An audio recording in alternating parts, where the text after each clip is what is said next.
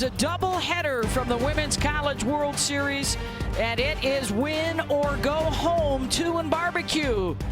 Trying to avoid the quick exit.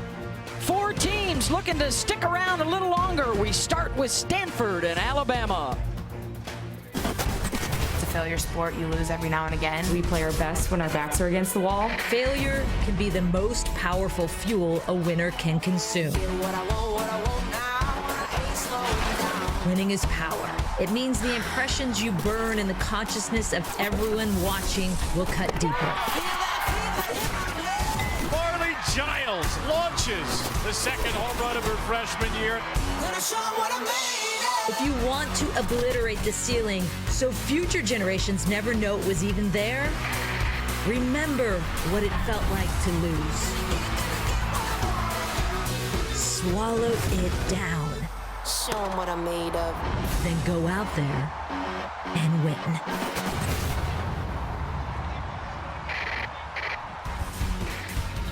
Shout out to Julie Foudy as we welcome you to the Women's College World Series presented by Capital One. 2 games tonight. You got to win it to stay in it for Alabama, Stanford, and then coming up next, Oklahoma State, Utah. Those next 4 teams, that's winner's bracket action. Tomorrow we've got a doubleheader for you that will start on ABC with Oklahoma and Tennessee. Hi, everybody, and welcome back to Hall of Fame Stadium. I'm Beth Mowens with our Olympic gold medalists. Got Michelle Smith, got Jessica Mendoza. Our Hall of Fame reporter, Holly Rowe, is down on the field.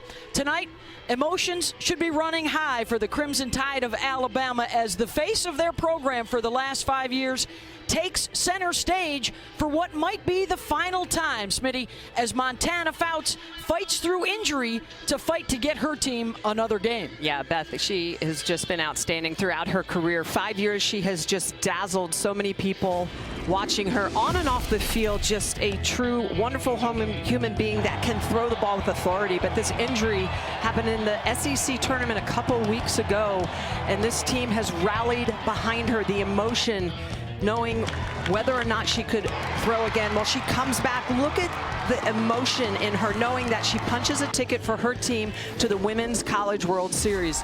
She's had to make some adjustments to her stride length, but overall, a 4-time All-American for Alabama. Montana Fouts really has been the heart and soul of this program. Yeah, and that's her pregame routine to try and get herself ready to go tonight. She gets the start tonight against the Stanford Cardinal, the team, Jess, that happened to knock them out of the NCAA tournament a year ago in Tuscaloosa. And it was Elena Vaughter, the All-American, that got the job done. Beth, Stanford can pitch, and they have for quite some time. And that's exactly what happened last year with Elena Vaughter that led them there. She only gave it 4 runs in 14 innings pitched. And what she's done this year, she's led this team, and she has been an All-American. You think about her drop ball, the movement that she gets, the swing and miss. In fact, she's gotten even better in the postseason. A ton of ground balls, 71% ground ball percentage. It has been a staff that is led by this senior in Elena Vaughter. Of course, Najee Kennedy, who got the start against Oklahoma. Between the two of them, you look at the numbers of the season, ranked 3rd in Division I, that 1.55 ERA, the runs per game, 108th. That has been what they have lacked, but it has been better in the postseason as far as their offensive production. Both lost yesterday, Stanford falling to Oklahoma, and Alabama on the wrong end of a score with Tennessee. So for Stanford, this is their 3rd time here. The first 2 trips, they made it all the way to the national semis. Alabama, a veteran at the World Series, trying not to go home 2-Q. First pitch is coming up.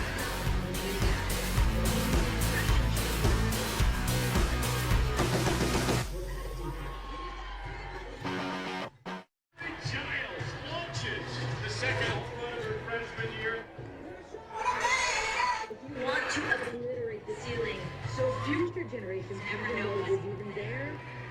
Remember what it felt like to lose. Swallow it.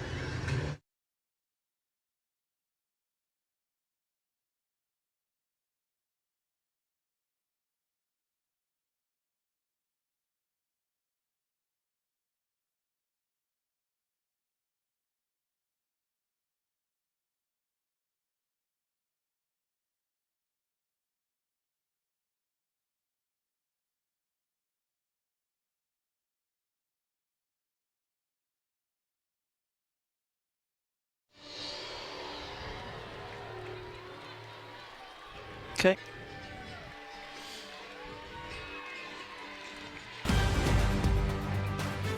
Getting set for first pitch here at Hall of Fame Stadium. Elimination games tonight.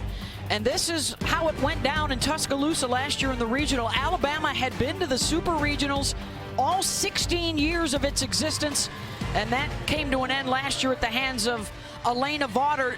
The two pitchers threw in all 3 of the games head-to-head in the regional. They were all shutouts, and it was Vaughter 2-1 over Fouts. As we check out tonight's starting lineups, brought to you by Capital One. And Stanford, the visitors, Ali Kaneshiro. Last year, in the deciding game of the regionals, she came up big with 3 runs batted in. And so far in this NCAA tournament, 7 she has brought home for the Cardinal.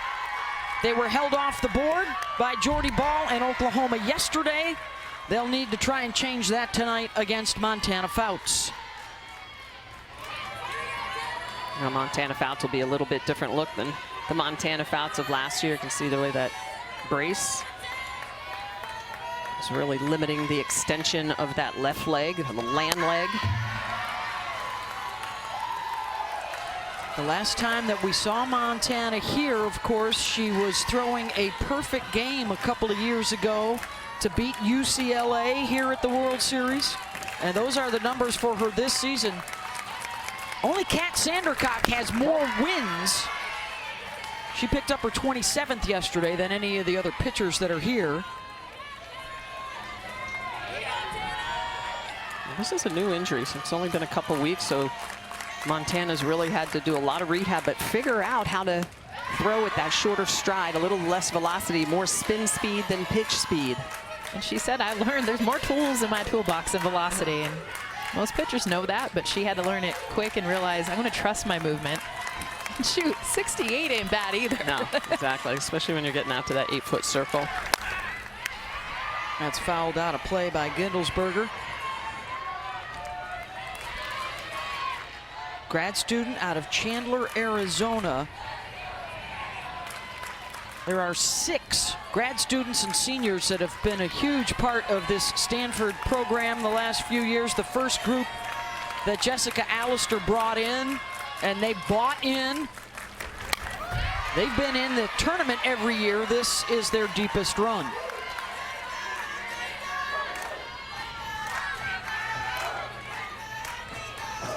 I think a big part of this group, including the senior Taylor Gindelsberger, remembers last year getting to that super regional, of course upsetting Alabama, but then losing to Oregon State at home. We'll keep an eye too on a warm night here in Oklahoma City. I think, guys, this would be the 4th game, right, that she has worn the brace, actual game time activity, since she heard it in the SEC tournament. And Gindelsberger off the glove of Cahalan, and on the ricochet, Taylor's going to try for 2, and she'll slide in safely.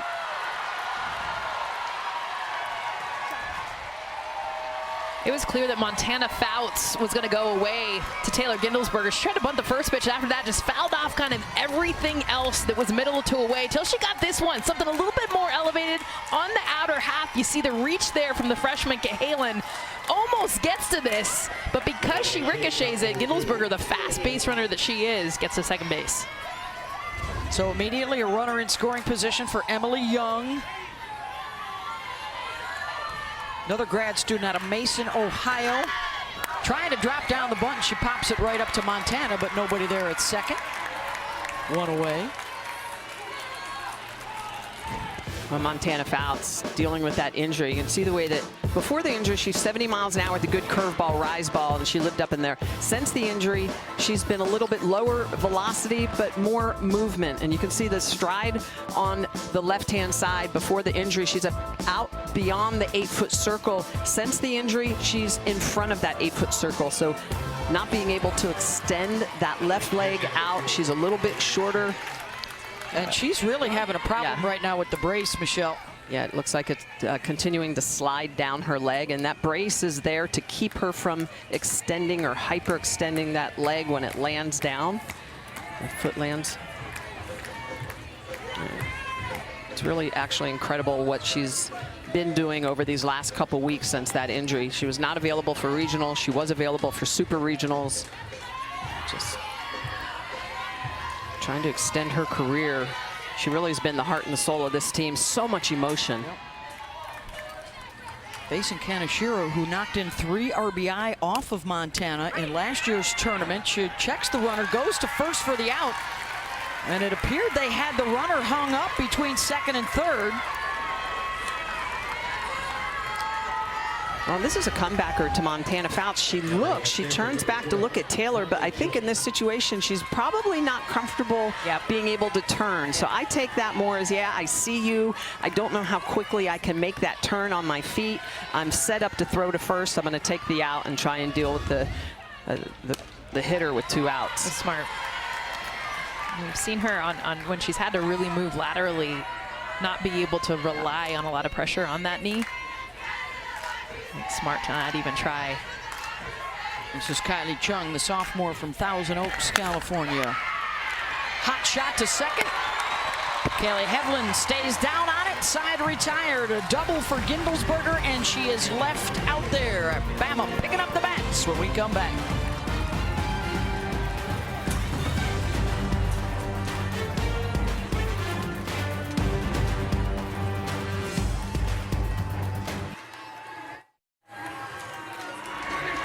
The NCAA Women's College World Series is presented by Capital One.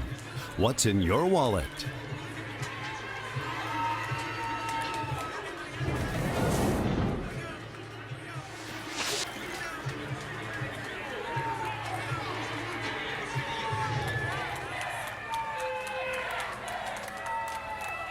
The NCAA Women's College World Series is presented by Capital One.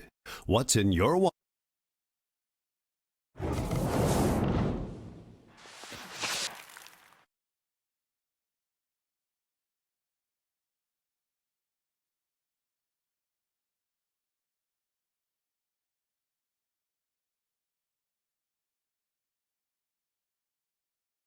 The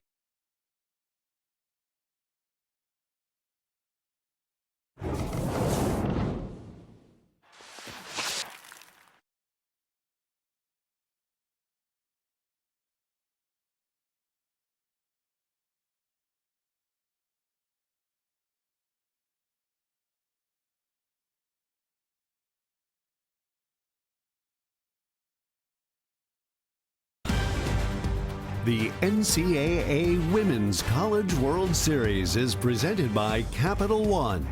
What's in your wallet? Sunny, warm evening in Oklahoma City for the first game of our doubleheader here at the Women's College World Series. The starting lineups presented by Capital One. And this is how the Crimson Tide will line it up, with Prangy and Johnson at the top, followed by Kenley Cahalan. And in the first game yesterday against Tennessee, Kenley went 2 for 3 and drove in 3. As Bama fell behind early, but then the bats made a little bit of noise. Let's see if there's some momentum from that, even out of the loss, that they can carry over into today. It is win or go home for the Tide and the Cardinal. And so Stanford puts the ball in the hands of their senior All-American Elena Vaughter out of Kansas City.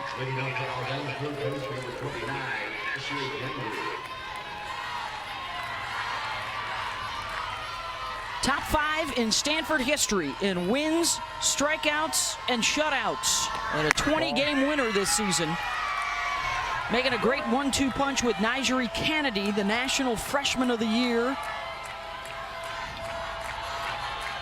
You see a lot of drops, a lot of down zone. She's got really good late movement. It's a ton of ground balls as they hit a fly ball. And Prangy out to center field, and Gindelsberger with a fabulous catch. 1 down.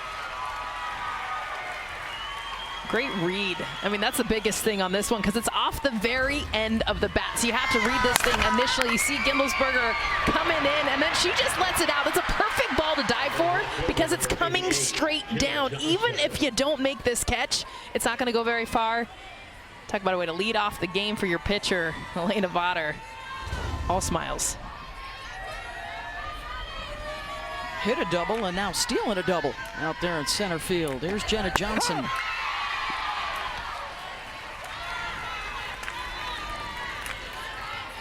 Senior out of Franklin, Tennessee. Had a big home run that ended up being the game winner in Game 3 of the Super Regionals against Northwestern. They were pushed to the limit in both the regionals and the supers to get here as a surprise 5 seed on Selection Sunday.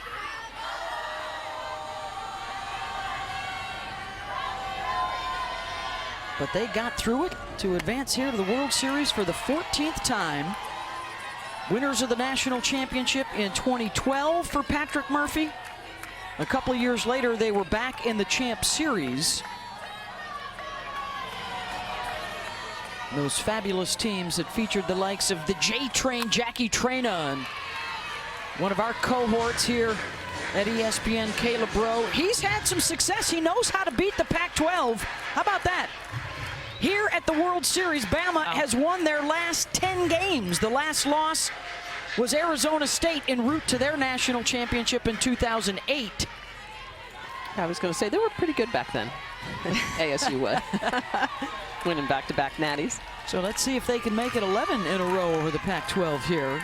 That was a glimpse, by the way, of Nigeri Kennedy going out to the bullpen. I think you expect to see both pitchers in this game. Not that you would see Nyjah anytime soon. Yeah. But I think the expectation is for them to play off each other. And talk a lot about Vaughter in the drop, Nyjah with the rise. They're just a great mix together. Foul. And what I love about Vaughter is that, you know, she's only got 28 walks on the year. She doesn't hit batters. So if you're getting on, you have to earn it. She's given up 170 hits in those 180 innings that she's pitched. So, you know, she does a great job of making her opponents beat her station to station. There's her batted ball profile, plenty on the deck. This game is going to come down to defense. We're going to see contact. 3-2 pitch to Johnson. Waits on the change. Takes something off that. And that's going to be an important pitch for her, especially because she can throw it in any count. 3-2 count, it'll still show up. And the better she throws that changeup, the more she'll get chases or swing and misses in the lower half of the zone, chasing that drop ball below the knee. She's 3-0 so far in the postseason. Got her feet wet here at the World Series with an inning of work against Oklahoma yesterday, coming on in relief through 22 pitches.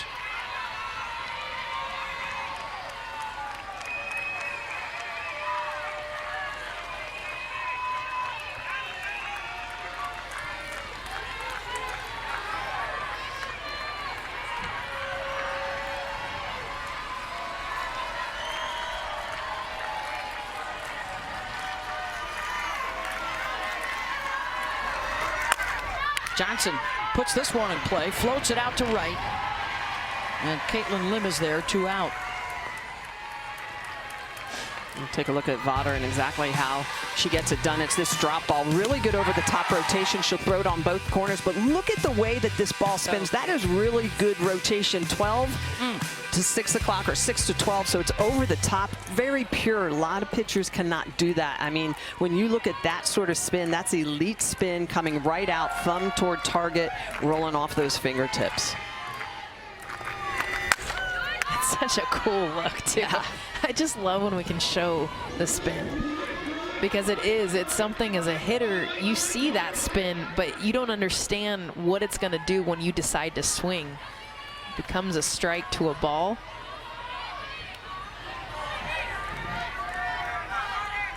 It's maturity of hitters learning to read that spin. This is Kenley Cahalan, who started out her career at Alabama a year early, and then she started out her career with a 14-game hit streak. Cahalan all the way in the back of the box, as far back as you can possibly be, that back foot, because of the drop. Well, that tells me I don't want to swing at the one that's not a strike. I want to be able to get it when it starts to break and tell myself not to swing at it. Yeah, so anything low at the knee, she's going to try to lay off of. She's looking for something a little bit more high thigh, belt high. Also on the plate a little bit, too.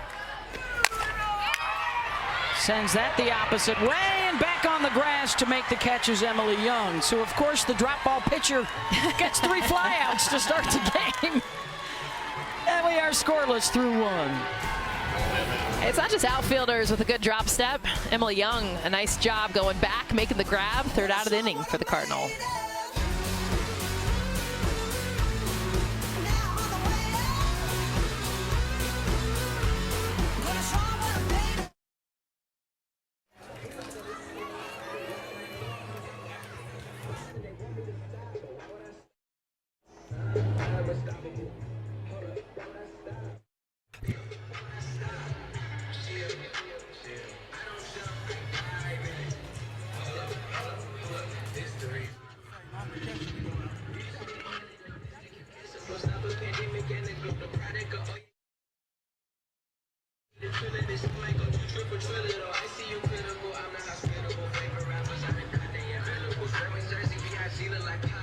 The NCAA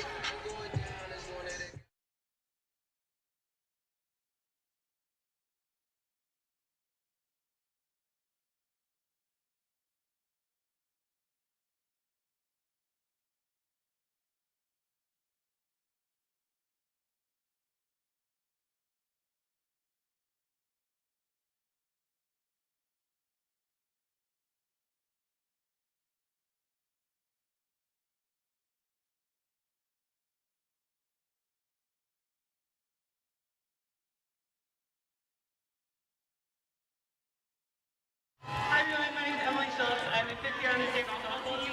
We're just so happy you're here at the Women's College World Series. I want you to get loud all week long.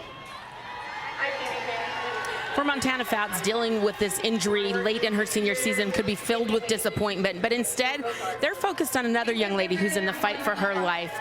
Friend of the program's little girl, Madeline Daigle, is battling kidney cancer right now. And Madeline, when she found out Montana got hurt, had this to tell her. Hey Montana, we're keeping you in our prayers and hope you're back out there pitching soon. Hey Madeline, thank you for your prayers. You're fighting really, really hard, and I'm fighting for you too. So I just want to tell you I'm praying for you, and your prayers are really working. So thank you. Watch this.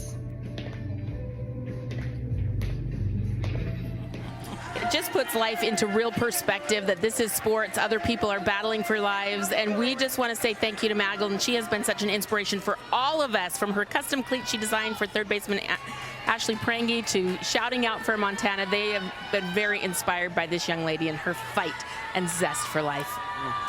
Yeah, great story about Montana. Patrick Murphy says perhaps the greatest ambassador of Alabama softball. And really beyond that, it's, one of the big benefits, I think, of all the, the greater attention and the greater media access and availability and more fans watching on television is the impact that these female athletes can have on youngsters' lives. And obviously for somebody like Montana with a huge social media following, and the fans just flock to see her at the Rhodes House and on the road. And it's happening, in women's softball and basketball, gymnastics, so many of these other opportunities opening up for a lot of women to be inspirational as well as aspirational. Yeah, but it's so great when you get an amazing person that gets that much attention, because Montana Fouts, she's getting it because of the accolades, of course, and the achievements, but if all these little girls are going to be looking, you want them to be looking at someone like Montana Fouts. She is a good human being, just so caring, compassionate. She's got some fire in her when she's in that circle. Oh, when she needs it. 5, 6, and 7 here for Stanford. Emily Schultz also choosing to stay way back in that batter's box. 298 on the season for Emily. It's not a Stanford team that has relied a whole lot on the long ball, just 24 as a team. By comparison, Oklahoma has almost matched that in their 6 postseason. Kiki Malloy has more. Yeah. Base hit, Schultz. This is how they choose to beat you right here. Cobbled together, base knocks. This is 2 strikes. Look at this 2-strike pitch. This is not by any means a pitch that you should be hitting into the outfield. Look at the location below. I mean, this is ankles. Go down, battle yourself, half swing, just find a way to get on base. Great job from Emily Schultz with 2 strikes. Here's Caitlin Lim. Stanford, a couple of hits already through the first couple of innings. Had a runner in scoring position in the first, could not get Gindelsberger home from third base. Lim, another one of the seniors from Irvine, California, drops down the sacrifice, one away. Schultz to second.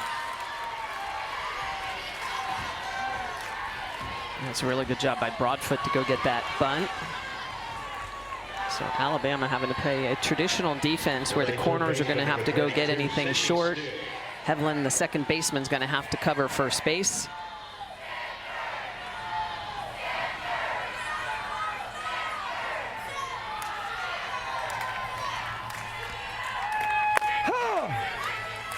Inside corner for a strike. Stanford, their runners in scoring position, really good in the supers. 0 for so far at the Women's College World Series. Opposite way, looking for the gap, and she'll find it. And Stanford will strike on the RBI double for Sydney Steele. 72nd double of the year for Stanford. This is how they get it done. They are gap to gap. They might not send it over the wall, but they'll send it to the wall in the gap. And this is how they work. This is a pitch that's a little bit sweet, and she's just going to take it. So Steele just seeing a pitch that's leaped back into the strike zone on the outer half is going to punch it into the gap, and it's just not within the reach of Larissa Pruitt, the right fielder. Nice attempt, but the Card are on the board. Here's Ellie Eck, 8th spot in the lineup. And just shows you how important that sacrifice bunt was by Caitlin Lim.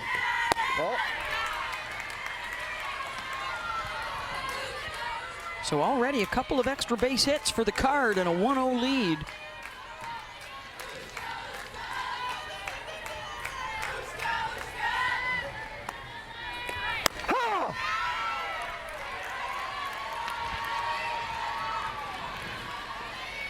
Got activity out in the Alabama bullpen. That's Lauren Essman. Lauren threw a couple of innings yesterday in the Tennessee game. In fact, Alabama threw their other 3 pitchers yesterday.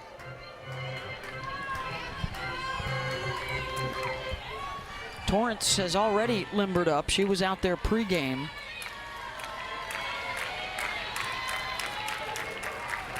Ball.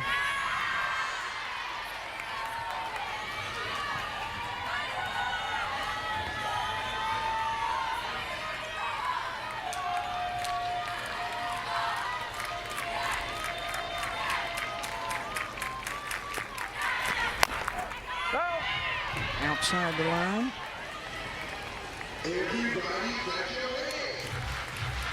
So the Cardinal under 6th-year head coach Jessica Allister, who, by the way, has had a hand in every World Series trip. Twice as a player, and now back at her alma mater, bringing him here as the head coach.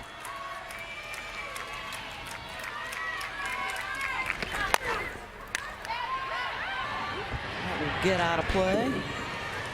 We got 3 Pac-12 teams here, Jess, and all have ties to home. Yeah, take out Amy Hogue, Utah, Heather Tarr, Washington, and I love this one of Jessica Allister. We called her Al when she played with 3 Jessicas on the team. Baby Al right there, and her pitching coach, Tori Nyberg, a part of that 2001 team, so 2 teammates coming together. And a called strike 3. 2 down. Fouts working inside and outside, really doing a good job setting up on the outside to come back on the inner half. This is a drop ball that she just paints on the corner. Picks up her first strikeout of the game. That's number 350 on the year. That strikeout looking. 1,000 career strikeouts, 100 career wins for Montana. Has put up some big numbers. Had the perfect game here at the World Series a couple of years ago. And this is River Mailer. Yesterday, River was the leadoff. They've switched her to the 9 spot today. Yeah, she's been at the top of the lineup most of the season. Very powerful freshman. You look at the numbers, 360 batting average. She had 3 strikeouts against Jordy Ball in Oklahoma, and Jessica Allister decided to move her down in the lineup. I also think part of it, though, is because the lack of production at the bottom of the lineup. So putting one of their better hitters at the bottom to get their best hitter, and Taylor Gindelsberger, who's on deck. 1-2. Ball.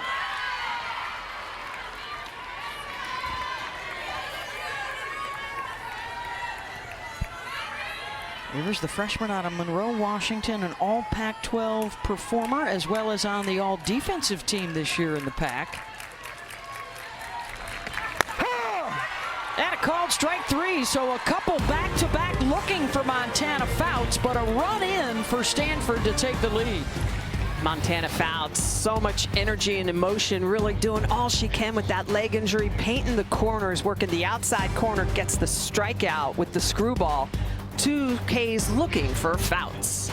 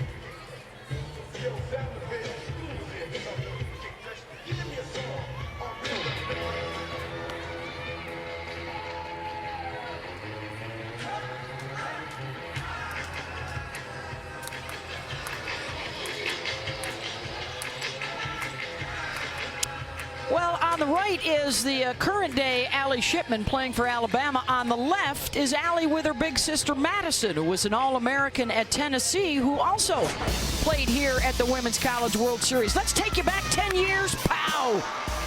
In the finals, a home run. And of course, that home run ball goes to Dad, and look who's standing right next to him. There is the younger Allie 10 years ago, as Bill proudly displays the ball. Great shot. Madison, who was supposed to be somewhere else this weekend, was able to make it here. And of course, working in our studio, and she was able to surprise Allie. That's awesome. So there is family on hand to watch the younger Shipman. Ball. And now Allie will open up this second inning down a run as these two teams fight to stretch their season out until Sunday. The winner here gets tomorrow off. That is back for another elimination game on Sunday.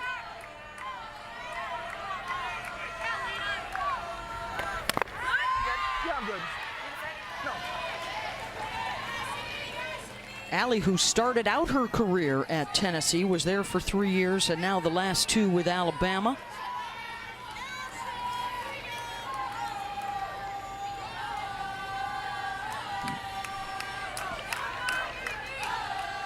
was a bit of a tough go, both with COVID and an injury at Tennessee. And so when she was looking for a fresh start, Alabama was a place she wanted to try. She said it was also a dream to be able to play and to catch for Montana Fouts, which she has been able to do the last 2 years. So they are teaming up again tonight.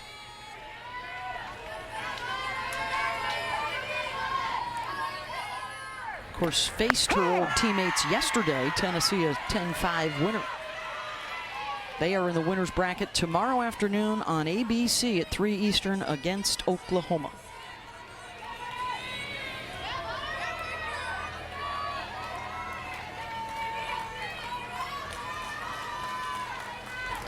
Ball. Full count. Allie just one of 3 hitters on the team that are hitting over 300, but when you think about Allie Shipman, she's a really good pitcher's catcher, defensive catcher. Love the way that she has that relationship with her pitching staff. Nice job battling that off too. Holly?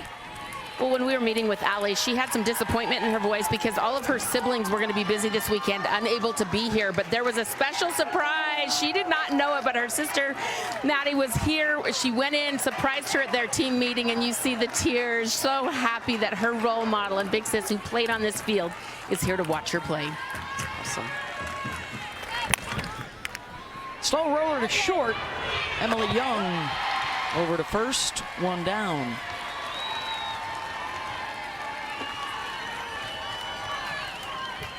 There's a wide shot. First game of our doubleheader here from Hall of Fame Stadium. And a 1-0 lead for Stanford. Coming up next, Oklahoma State and Utah. Utes, because of some weather issues yesterday, actually had to play their opening round game this morning. They lost to Washington, so they have to come right back tonight. This is Bailey Dowling. It'll be interesting to see how the Utes use their pitching staff. Mariah Lopez has been their ace through this postseason, but she threw this morning. Over 100 pitches? Yeah. And how does Oklahoma State respond? They got run ruled by Florida State last night.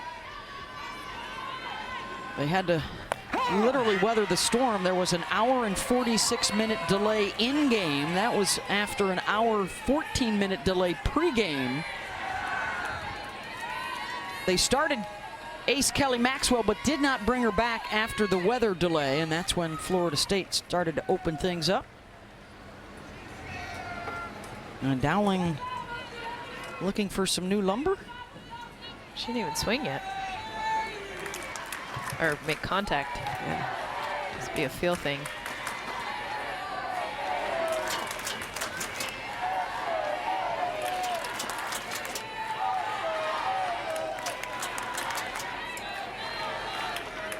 One for 3 against Tennessee yesterday for Bailey.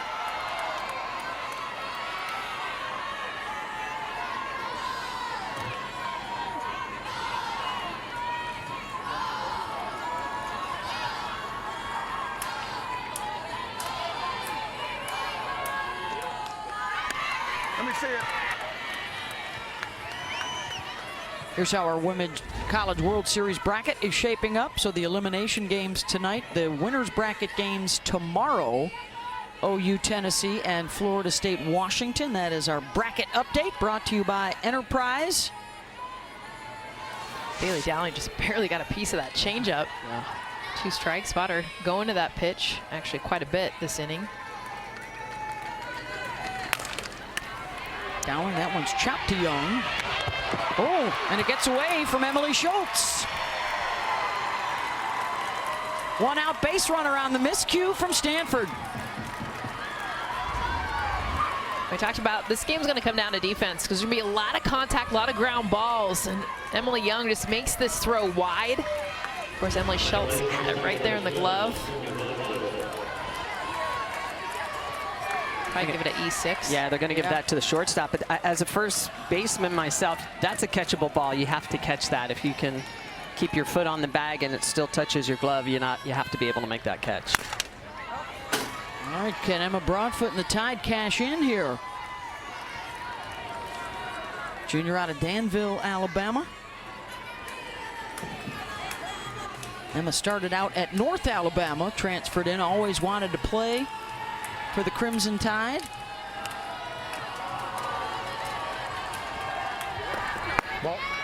She is one of 8 newcomers for Pat Murphy this year after 8 players graduated or left the program, so a ton of turnover.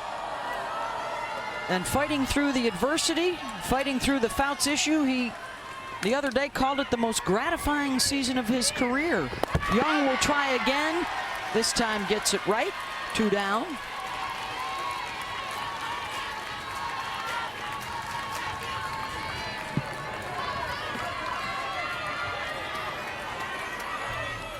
He said, sometimes, and I quote, you gotta go through the crap to get to the good stuff. And Oklahoma City's the good stuff. For the 14th time, Roll Tide roll for Murph.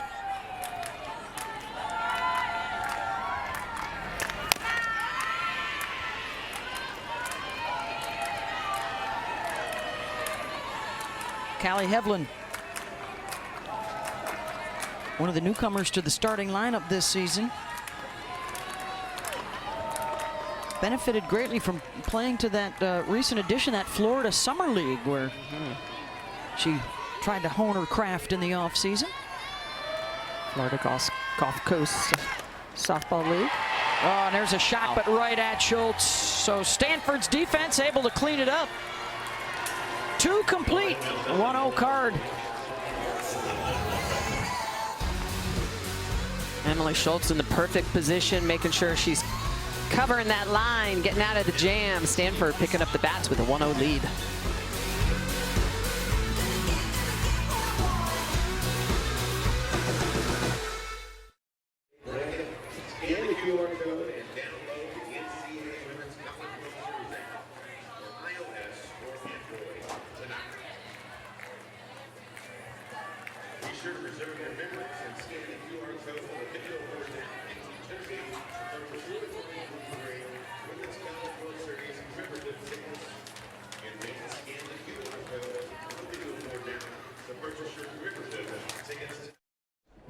Thank you.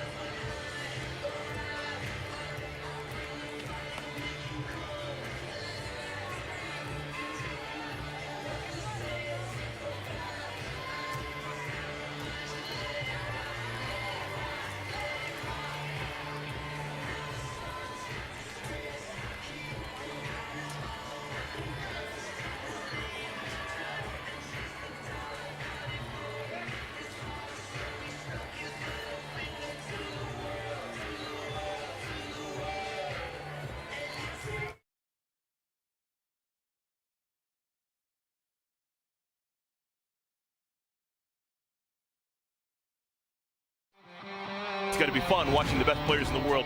The key to being successful on those pitches is having good late break to them. Look at that play! Mia Davidson! I am obsessed with her swing. My goodness! Back-to-back looking strikeouts. Celebrate a summer of softball with Little League and Athletes Unlimited. The Athletes Unlimited roster and staff will travel to the home of the Little League Softball World Series this summer and stage a doubleheader at ECU on August 9th, with both games airing on ESPN2. So that's at East Carolina in Greenville. Another big summer coming up of Athletes Unlimited. Look at little Deja Mulipola checking out the game tonight. Let's send it over to Holly. Well, Sis Bates, the former Washington shortstop who is such a huge star in softball, she will also be playing in Athletes Unlimited. She was here watching her Huskies earlier today. Foul ball.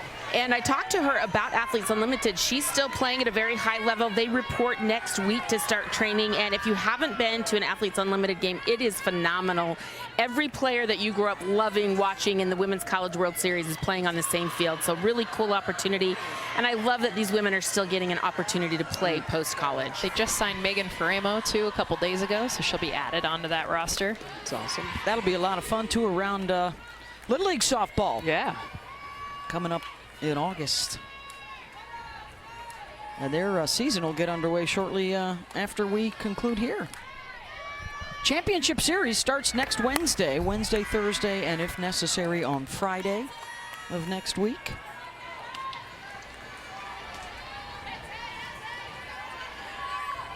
We have never had a rematch, by the way, in the Championship Series, and that will continue this year. Last time the same two teams met 2 years in a row.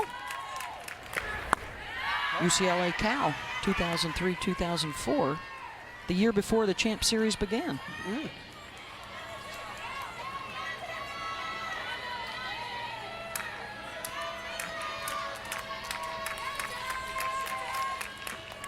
Pretty impressive that you know all that, Beth. It's the Bible. It's all in the, off the top of my head. God's computer, as you call it. Important to remember our history. There's a full count. Fouts and Gindelsberger back to the top of the order for Stanford. Deep in the hole, Cahalan fires, and a stretch at first by Broadfoot, one down. This is a great play by Cahalan, the freshman shortstop, because you got to understand the speed of Taylor Gindelsberger, where she positions this ball, how she has to go to her right. And you can see she's already cheating the 5-6 hole and gets rid of it quickly. So it's the velocity she gets on this, but also the fact that she gets rid of it quick enough to barely get out Taylor at first. Great stretch, too, from Broadfoot. Yeah. Fist pump from Tana, as they call her in Tuscaloosa. And especially because Taylor runs well and she's left-handed. I mean, that's a bam-bam play because of Taylor being from the left side.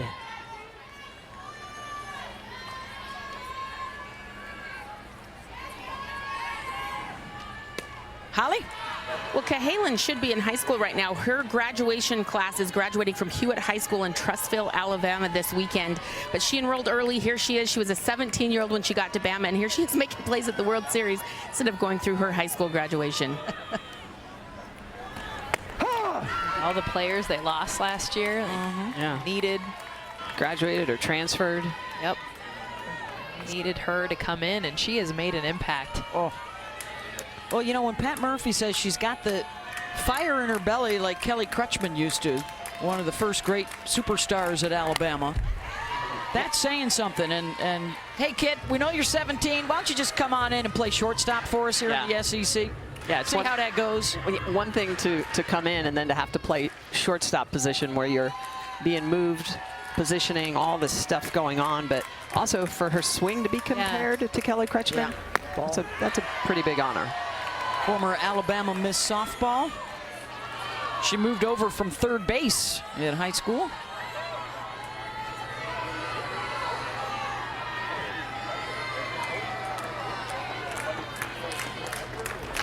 Well, you know, too, I mean, they were saying all the right things when we spoke to them this week, and even Pat Murphy said, you know what, it's not, you know, a kind of win one for the Gipper situation. You know, it's Montana Fouts on all their minds to try and help her in what might be her final appearance get another day, get all of them another day. Stanford, of course, has other plans, and they've got a hit in each of the first 3 innings.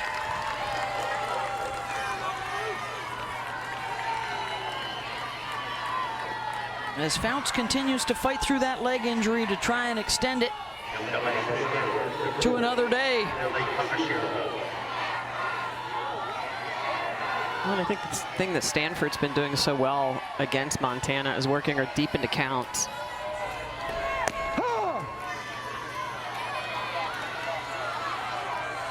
This is Ali Kaneshiro. The next pitch will be number 50 for Fouts.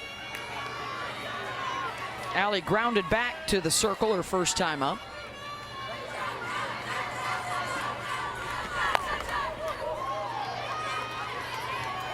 Oh, and 2. Allie Kanashiro. We've seen Stanford's offensive numbers just get better in the postseason, and talked a lot about they're not known for the long ball, but they definitely execute, and they did against Florida in the regionals. Boy, they chomped on the SEC's Gators in the regional to advance, and then won on the road at Duke in the Supers to get here.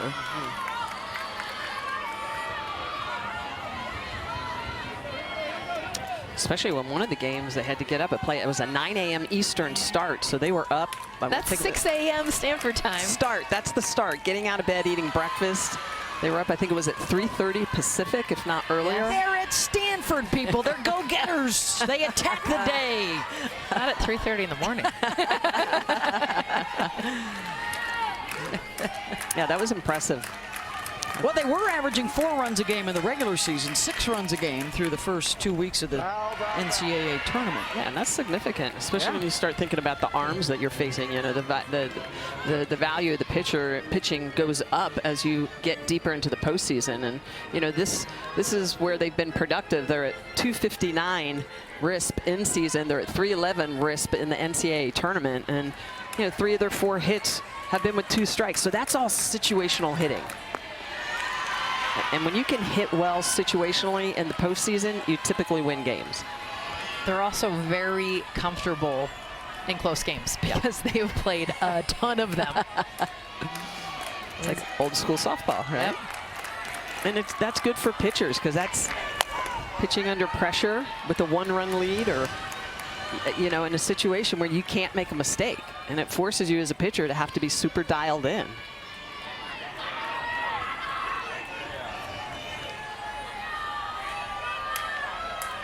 As well as your defense behind you. You know, that's the other thing. So important. Which on the year, now granted they made an error in this game, but the defense for Stanford coming into today's game, just 38 errors. That's not bad. Alabama's at 53 errors coming into today's game. They are working some counts. What is that, 3 straight full counts? Well, and you got to remember, too, that pitch count's important for Montana Fouts. Absolutely. Fly ball out to right center, and calling it off at the last minute is Pruitt. 2 down.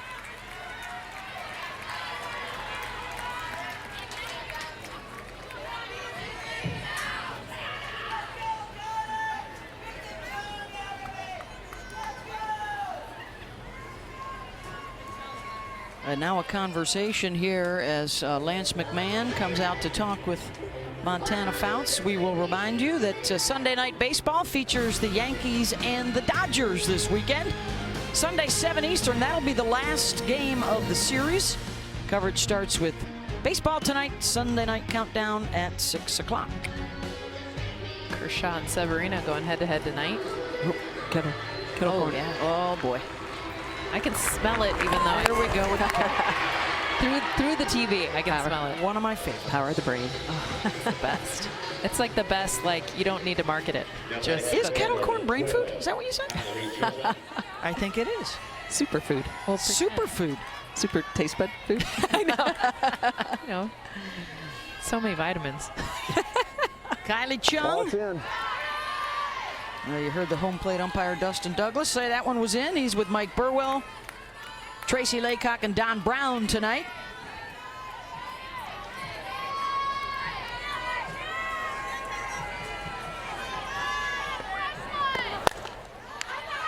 Coming our way, coming our way, Jess. No, it wasn't. I mean, it's our way, but it's like 40 feet short. Once again, they're both reaching. The outfielder, I mean, look where the ball is. Well, now it's rolling down. Come on. Come on. No, look. No. By the way, both Smitty and I, thank you very much. Close. Our first steps were back, Mendoza. It wasn't close. You guys are cute, though. I like you guys. Oh, it's a hope. I want the hope. What are the odds that you're going to get one? Well, we're going to get one now. Now that one's not close, and that one might be playable, and a nice snag. Next to our camera people down there, Emma Broadfoot gloves it. A runner left stranded. 1-0 Stanford. That's why she's got the glove down there and we don't have the gloves up here.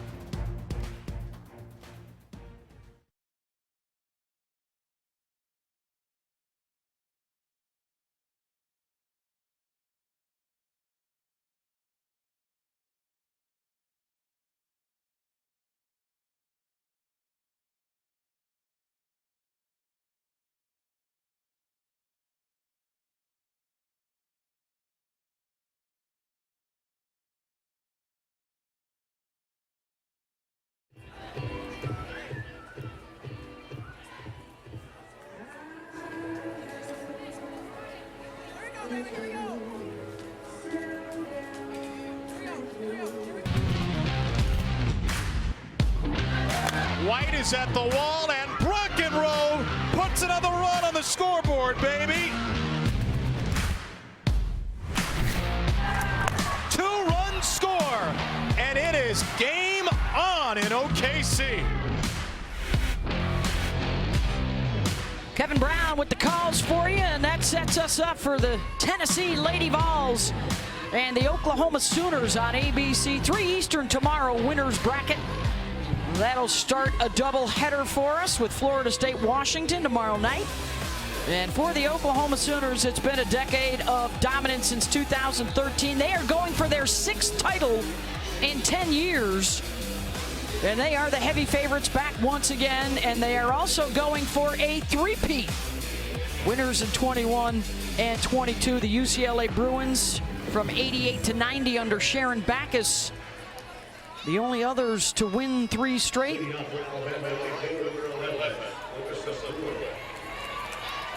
Arizona back in the 90s won 4 of 5. Back in the days when the Bruins and the Wildcats were the dominant forces, the Pac-12 ruled the roost. They won 23 of the first 30 national championships, but in the last decade, the game has spread out. And the Pac-12 has 1 title in the last 10 years. The UCLA Bruins got that one with Rachel Garcia in 2019. Alabama and Florida led an SEC revolt for a few years there. Won 3 in 4 years. It was a revolt. Yeah. And then the Sooners grabbed control and took the reins of the schooner. And they've been riding it ever since. Beat Florida State 2 years ago. They beat Texas last year in the finals. There you go. 23 times. It's 5 different schools: UCLA, Arizona, Arizona State, Washington, Cal. All champs.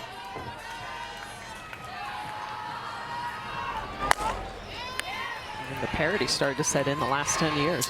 Well, how about this, as a matter of fact, Michelle? You know, both the SEC and the Pac-12, on one occasion, sent 5 teams here to the World Series.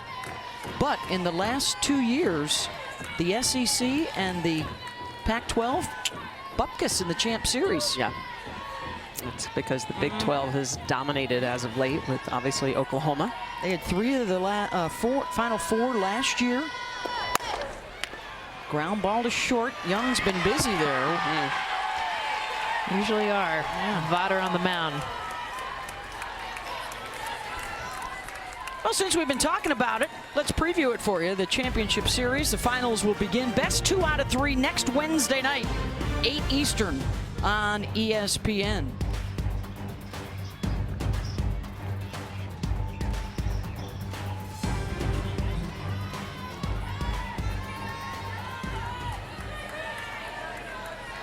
Got some work to do before we get there. Yep. Losers bracket doubleheader tonight, so we start sending teams home. One of these 2 will be done, and coming up next, Oklahoma State and Utah.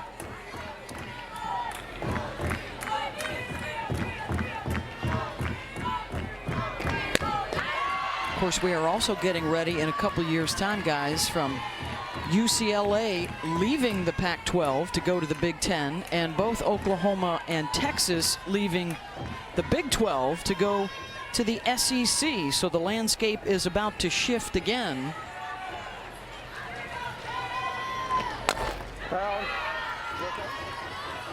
Well, that'll be interesting when that actually happens. I mean, think about the SEC tournament. It's going to be like a mini Women's College World Series before the Women's College World Series. It already kind of feels like that, but with those two clubs entering. Ooh. Here's Kristen White, number 9 hitter, and then back to the top of the order with 1 out here in the bottom of the 3rd. Bama still searching for its first hit off of Elena Vaughter.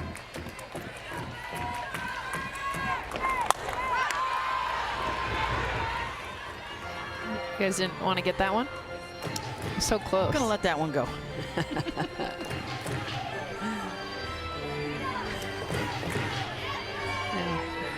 Need the extension pole to there try you to see grab us that up there. Hello, everybody. These ladies. Love them. She didn't get the pink memo today. No, it's okay. Not holding it against her. Someone's got to keep us real.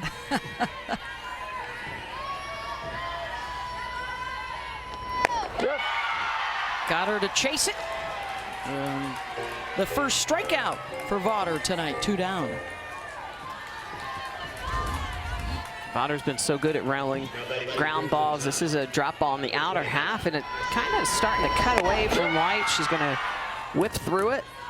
Really good job of getting over the top of this pitch. And you can see how it almost starts to climb up midway through as it starts to then work its way down. So it fools you as a hitter into thinking it's going to be above the knee when it ends up below the knee. Smitty, I love, because when people think softball, and honestly, I feel like every pitcher that's learning how to pitch in softball, they just want to learn the rise ball. It's like the pitch that everyone knows. It's what differentiates softball from baseball. So I love it when we see old school, a great drop ball pitcher that trusts that movement down in the zone. Well, when parents ask me, or I'm working with really young pitchers, always, you know, they're always, what's the first pitch I should learn? And everyone does want to learn the rise ball, but I'm like, the first pitch you should learn should be the drop ball and the changeup, because those two pitches, the drop ball is much easier to learn than the rise ball, and then obviously mix of speeds is going to be so important as well.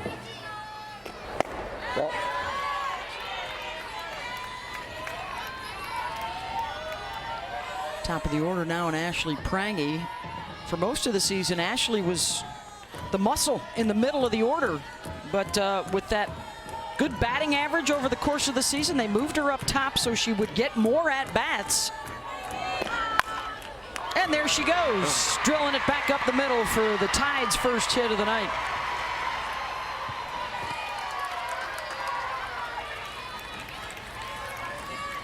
See the smiles of Prangy. So it's a frustration for Alabama, and gets a good pitch right there. And tell you what, when you get a drop ball that's elevated and doesn't have that late type movement, and what I like about Prangy's approach there is line drive up the middle. That's all you can really do with a pitcher that's throwing everything down. Well, Vaughter just does a good job of keeping the ball in the park, of, you know, limiting damage. And she's got a whip barely above 1, so she's just tough to score on for all those reasons. Here's Jenna Johnson.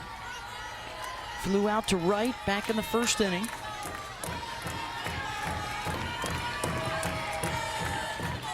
Second base runner of the night for Alabama. And they'll move her over into scoring position on the wild pitch.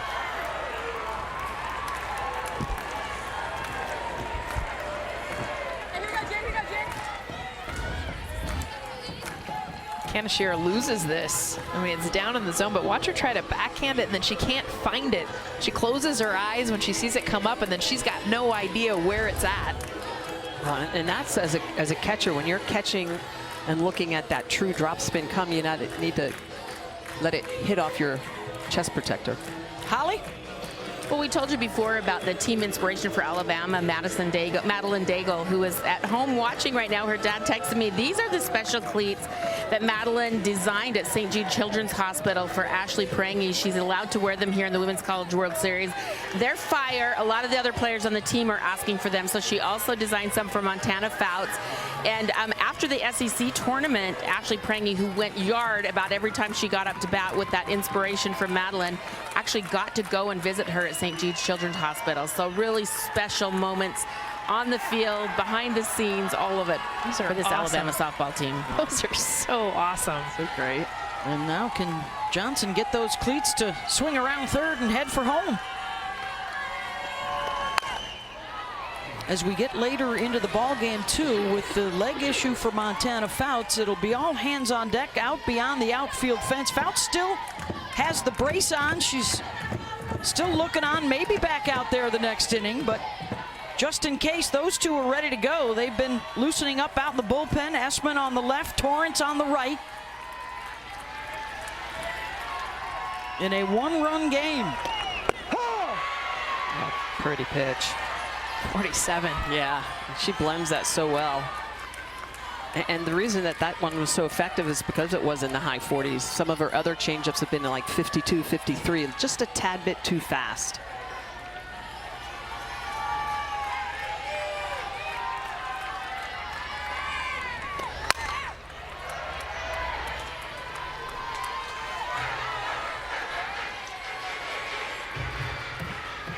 Yesterday in the opening round, 4 of their 5 runs came with 2 outs. Well, heck, it's written on the foul pole back at the Rhodes House, 2 outs, so what? Exactly. One of their mantras. Jenna Johnson had 2 hits. Ball. Nice take.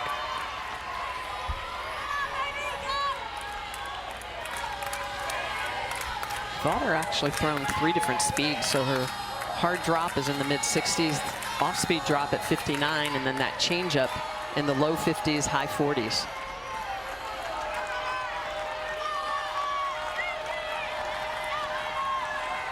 Three-two pitch. Off of her glove, but to the second baseman Mailer, who gets the out and ends the inning. 3 complete, 1-0. Stanford talking to Pat Murphy when we come back.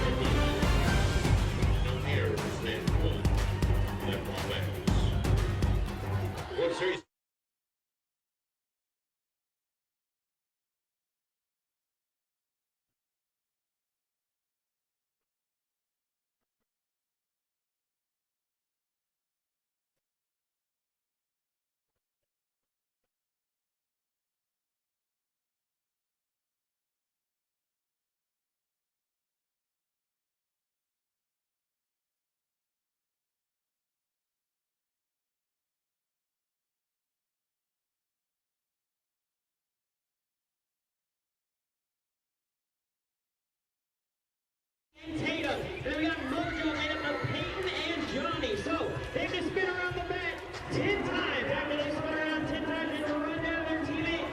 They will not spin around 10 times. They will run back to me at the foul line. Whoever does that first is going home with a count of 1 prize. So who gonna do that first? You ready? Go. We're gonna spin around the bat 10 times. We'll get around 10 times.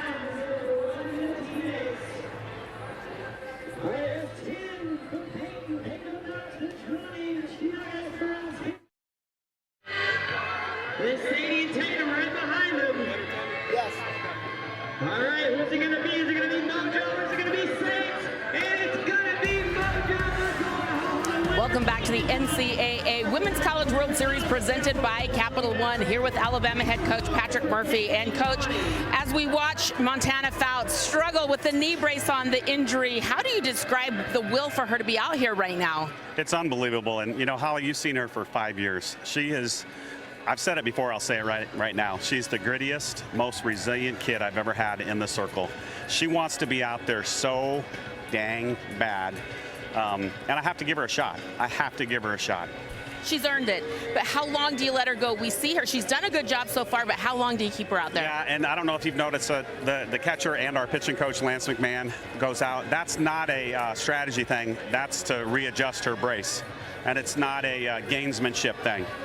She had to do it in super regionals, and we try to warn the umpire about it, and he's been really cool about it, but it's more of an injury thing. hopefully we'll score a run. We need to score a couple to help her out. Okay, you really danced around it though. How long do you keep her out there? We need to score a run, Holly. We need to get a lead, okay. and then we'll see what happens, because I have 100%. There's nobody else I'd rather have out there than her. How about that? I believe you. Thank you. Thanks for being here, Holly. Yes, sir. Well, she truly has been the Tide talisman for the last 5 years out there in the circle. And they've had some awfully good ones over the course of the years, including their national championship winner, the J-Train, Jackie Traina. And Fouts back to work. Still down a run. The Tide had a chance in the bottom of the third, could not get it in. 5, 6, and 7. Here's Emily Schultz.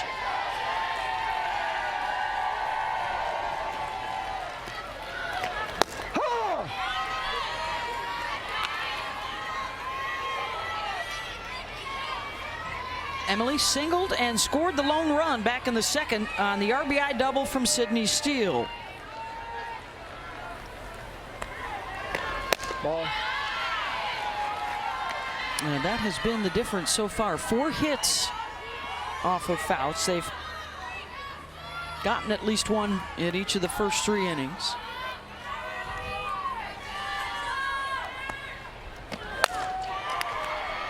Kristen White in center. 1 down.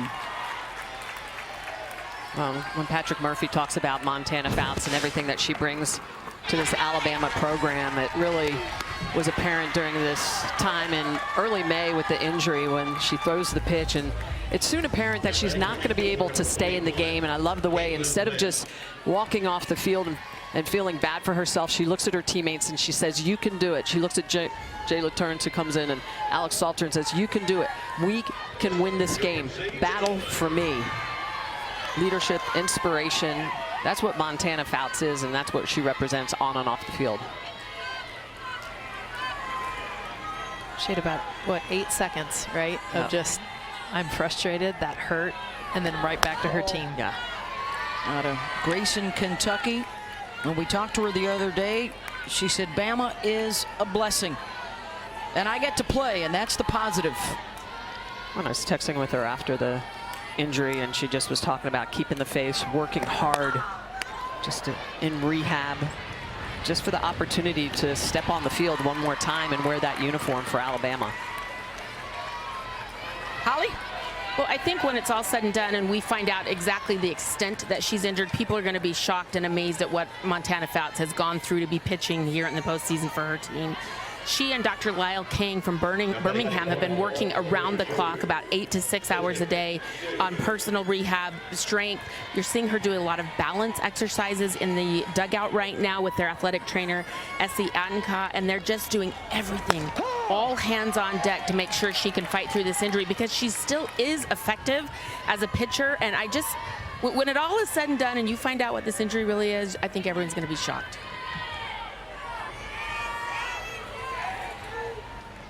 Sydney Steele, who drove in the run for Stanford her first time up. Well, Montana has had the highest of highs and the lowest of lows here. That perfect game a couple of years ago in this circle against UCLA, and then just a couple of days later, the devastating loss in the national semifinals that knocked them out of the tournament.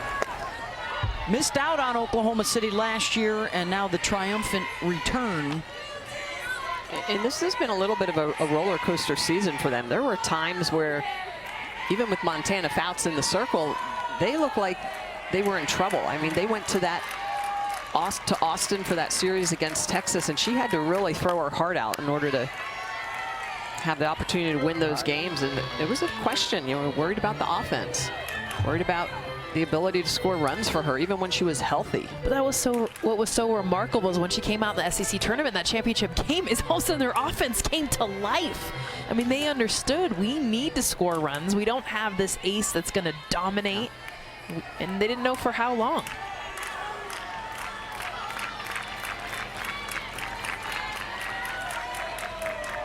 One-two to Steele. 2-2. Sydney's the senior from Poway, California. Her older sister Haley was here with those great Arizona State national championship teams a decade or so ago, winning it in 2008, 2011. And Shipman behind the plate makes the catch, and it's a 1-2-3 inning in the top of the fourth for Montana Fouts. That'll help her pitch count.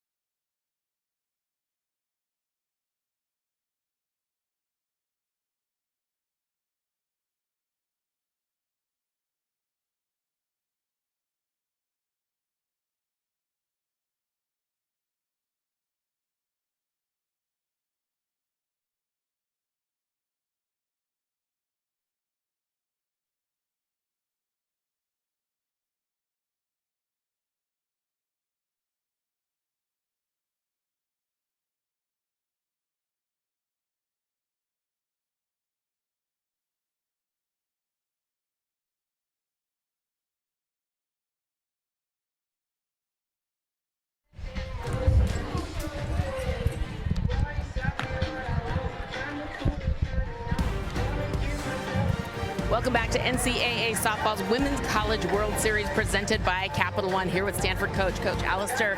The last time I talked to you on this field, you were actually behind the ditch catching as a player. What is this like to lead your team here, a place that you played in your very self? That was 100 years ago. It's wonderful. You know, it's great to be here with this group of women and to see how the sport has grown, and just a wonderful atmosphere. It's been phenomenal. It is. And, you know, your pitching staff's done a great job. Votter is really shutting them out right now. But I know you said in your press conference that Nigeri's good against the righties with 6 righties in their lineup. How do you manage the rest of this game? Yeah, we'll keep an eye on it. You know, we got 2 great pitchers. We're going to use them both, and we're going to keep an eye and see how this looks. But Nigel's available if need be. But, you know, Votter's throwing a gem, so we're going to keep her out there. Perfect. Thank you, Coach. Awesome. Thank you.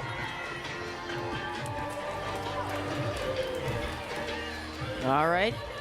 As we get set to get back to the action, a 1-0 lead for Stanford over Alabama. It is win or go home tonight, as we will send 2 teams back to their campuses. Our field of 8 whittled down to 6 on a quest for a national championship. And this is what went down a moment ago, guys, in the Alabama dugout, in an apparent, hey, come on, everybody. We got to pick up Montana Fouts and get it going, get her a run or 2. As he reported to Holly Rowe, he'd love to be able to pass it off to some of the other pitchers on staff to try and close it down, but the Tide, with just the 1 hit so far, and nary a whiff of home plate. Yeah, well, as we talked about with Votter, just how good she is at limiting free passes. When you have to hit your way around the bases, you got to string 2 or 3 of them together. As an offense, you have to pass it back. Or better yet, it's what consecutiveness, Beth. You have to be able to pass the bat consecutively to your my favorite made-up word of Smitty's.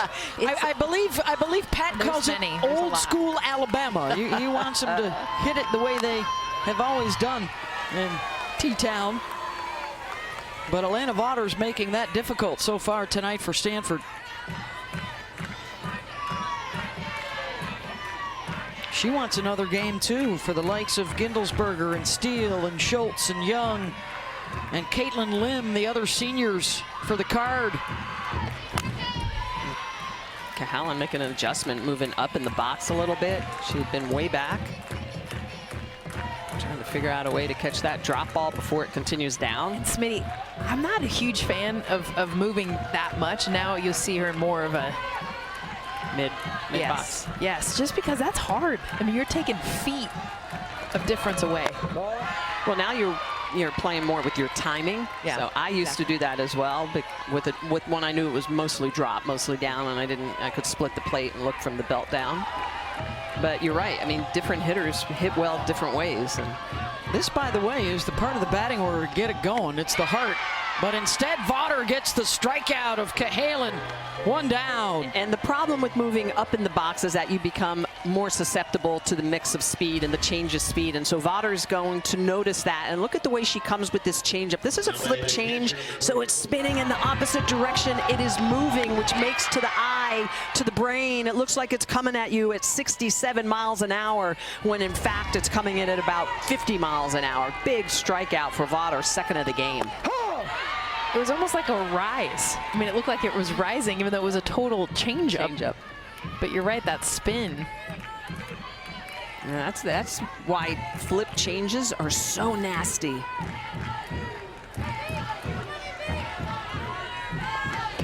Ball. Fifth-year senior Allie Shipman.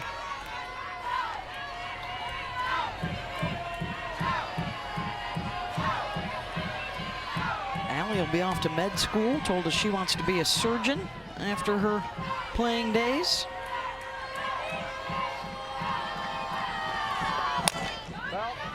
Vaughter jams her. 1-2.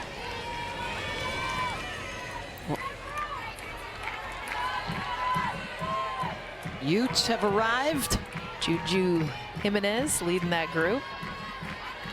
They've already played a game. She's today. waving to us. There you go. She left. They left about what, 3:30 this afternoon, local time. Yeah, freshened up, and now they're back. What 24 hours for them. I mean, they get to the field, by the way, last night. Think they're going to play. Delays. The game on the field, and they find out you're not going to play. You're going to come back tomorrow. They get back to their rooms maybe 9:30, 10 o'clock. Come back today. Play Washington. Don't get the win. Now they come back tonight. Where else do you want to be, though? That's right. That's where we've been all day, all night. Beats the alternative. Yes. Same pitch. Smitty. 2 down. Again, goes back to back, and not just with this changeup. And it's hard for me to even call it a changeup. I want to call it an off speed, just because when I think changeup, I think it's going to go down. But watch it kind of climb up. It's like an off-speed rise from a hitter's point of view, because you see spin up, and you think this is going to be hard. It's not. It's 57. Another K. Ball. Yeah, and she's starting to use it more now, second time through the lineup. So actually Prangy, second time through, gets the base hit last inning. And since then, Vaughter has just been increasing the amount of changeup she's throwing at Alabama, keeping them off balance. Bailey Dowling. Back up the middle, backhanded. Mailer over to first, got her. Web gem for River Mailer.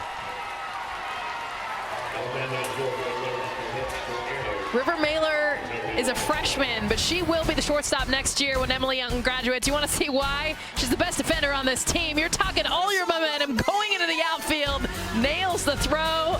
Elena Vaughter loving it.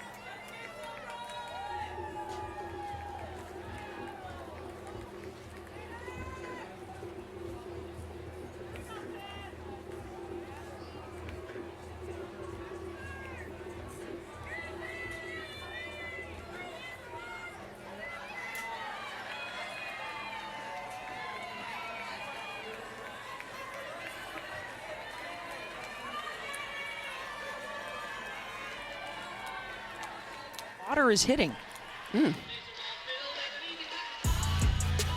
There are the numbers for your starting pitchers, the All-Americans Elena Vaughter and Montana Fouts. As we head into the 5th, they've only given up 5 hits combined and just the 1 run. And after Vaughter got a 1-2-3 inning with a pair of strikeouts, it's back to Fouts, trying to keep this a 1-run game. And how about Vaughter picking up the bat here? And will step into the batter's box to hit in the 8th spot in the order. She's had only 14 at bats the entire season.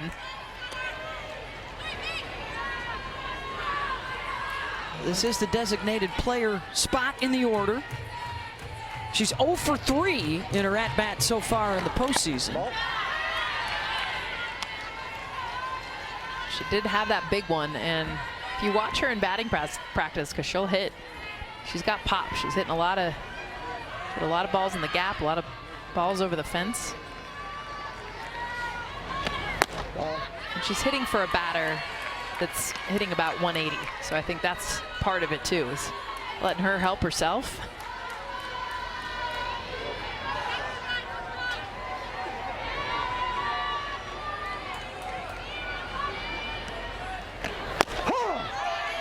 Right at the knees, 2-2.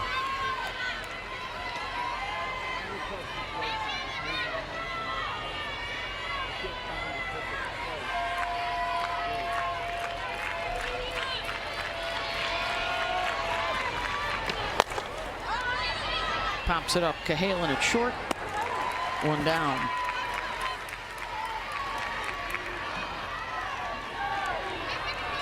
Fouts with a good mix on her pitches. More rise and curve than drop. First pitch strike sufficient. 14 of the 17 face. She's thrown that first pitch strike. This is a Stanford team that attacks early. They swing early. They don't walk a lot. Prangy, 2 down. Back to the top of the order now. Gindelsberger, 3rd time around to face Fouts. Smitty's in heaven right now. This is a little old school pitcher's duel. Yeah. And it's been a different kind, because not a lot of strikeouts at all. Fouts has had 2. And she's recorded 7 in a row. Pop-ups, jam jobs, just a couple strikeouts, as you mentioned. In fact, her last 7 outs, all of them have been in the air. Another one. And that is quick work for Montana Fouts. Another plus for her pitch count. Back-to-back 1-2-3 innings on 7 pitches.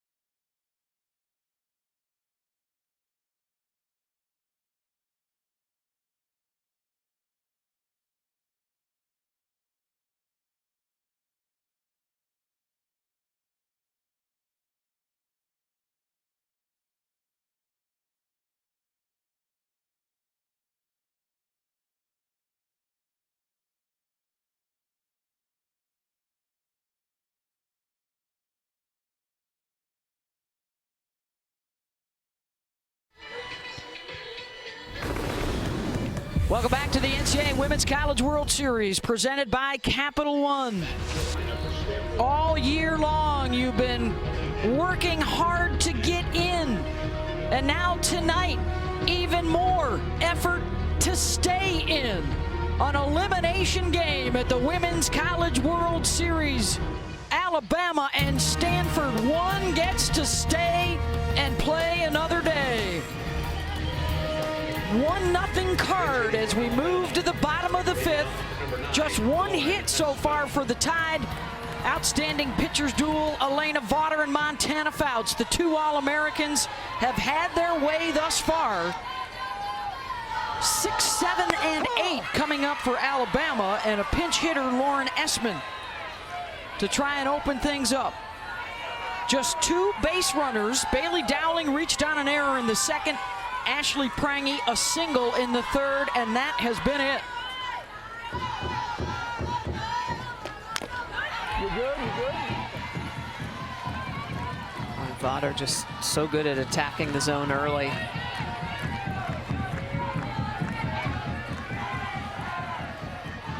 Alabama, one of the 4 national champions in the field. Stanford, one of the 4 looking to win it all for the first time.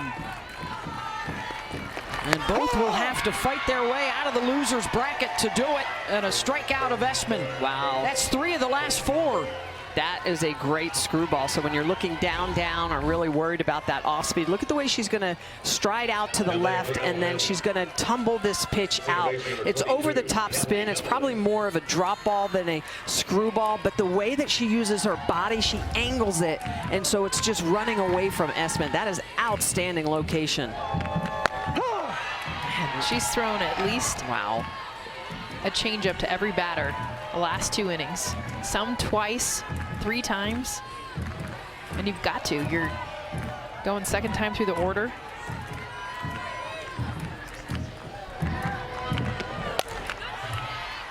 Getting ahead in the count again, 0-2.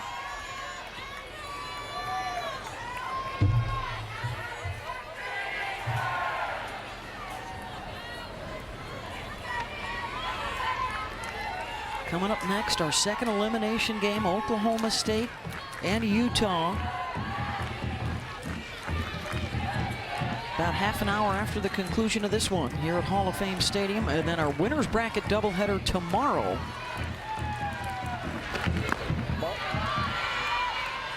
Oklahoma and Tennessee, and then Florida State against Washington. That's a rematch of the 2018 championship series won by the Seminoles. Washington won their national championship in 2009.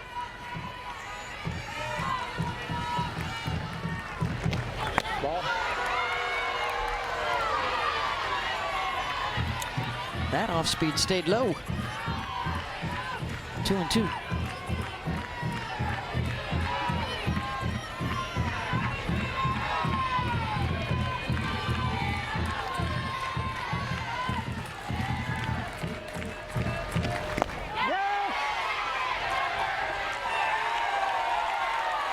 And Hevlin goes down, 2 out. Alabama completely fooled by that changeup right now. They're just not able to see it. The tight spin is hard to pick up.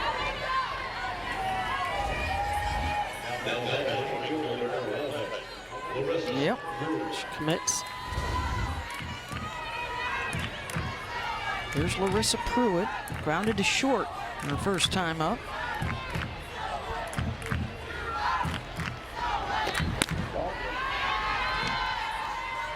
All 5 of Vaughter's strikeouts have come in the last 3 innings. The 2nd time through the lineup. And with that changeup.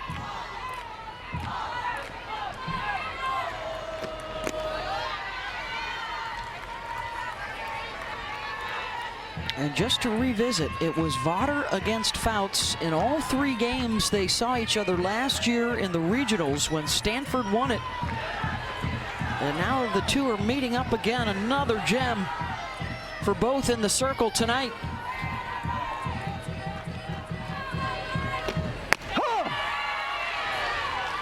She talked about in her press conference when she got here One of her best friends is Tori Nyberg, her pitching coach, and that's who she leaned on. What is it like to pitch here? And there's nothing like having that experience on your staff. I know it's been 20+ years, but Tori's been there. 2001, 2004, they went to the semifinals, both of those trips. And Tori was known as being only a drop ball pitcher. Relates very well to what Alina Vader has brought into her days at Stanford and been able to help her really own that pitch. Well, I think a big part of maturity in pitching is knowing what you are and what you can do and not comparing yourself to what are other pitchers doing. Other rise ball pitchers, they have more strikeouts. At the end of the day, an out in the book is an out in the book. And if you have a good defense behind you, which Stanford has really done a good job behind their pitching staff, just those 38 errors on the year that we talked about. As a pitcher, you can be confident. Embrace that drop ball and roll the 100 hoppers, as we like to say. Let someone pick it up and throw them out.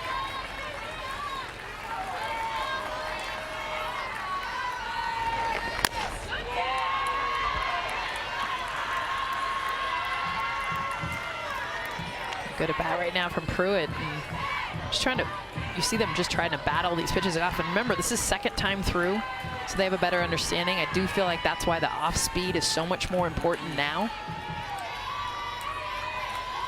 And again, just no free passes. One error, one hit given up. 2 base runners for Bama, that's it. Pop up. Emily Schultz says mine, and it is hers. A 1-2-3 inning. 5 complete, 1-0 Stanford.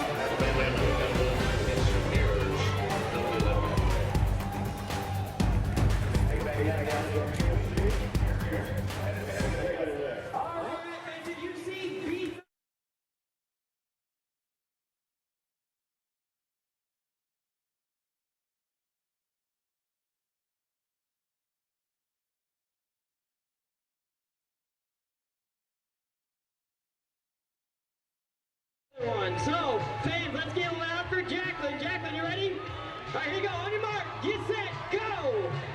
All right, so Mrs. Freeze is going to be right behind her. And we're cheering on Jacqueline, so let's hear for Jacqueline. She's already made it to center. Mrs. Freeze is coming up behind you. Let's go, Jacqueline, you got it.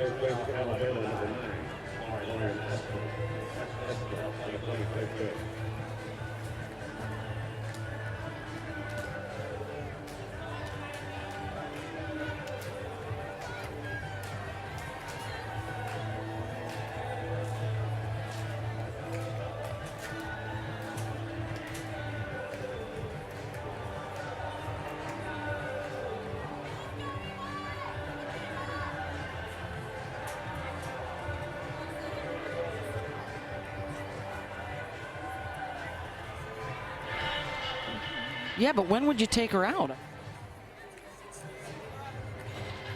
And then have one of the other ones come in to pitch for 1 out? For 1 out, yeah. You'd run the risk of a tater tot. Yeah, but it's Torrance. I mean, she's arguably better than Fouts. No. It's not like you're putting in a bad pitcher. I say, what?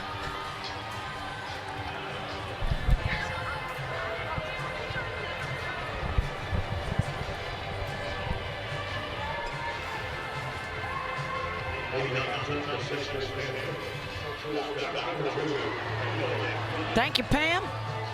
To the 6th inning we go. And a couple more at-bats aside. 1-0 Stanford over Alabama. Vader and Fouts tussling tonight. In this elimination game, both have worked 5 innings. 4 hits for Stanford, 1 for Alabama. That's been it. Ron, if you look at the way Stanford scored, you go back to that second inning, it really was old school softball. It was a base hit, a sacrifice, and then a ball in the gap. That sacrifice so important. Yeah, and the other time they had a chance to score was in the first inning when Emily Young, who's up to bat right now, popped up the bunt. So they had a lead-off double. They would have scored had Taylor Gittelsberger been on third base. Yeah, that was a Schultz single, then Lim with the sacrifice, and Sydney Steele, the RBI double. That is it. All the scoring tonight, as the Cardinal will send up their 2, 3, and 4 hitters.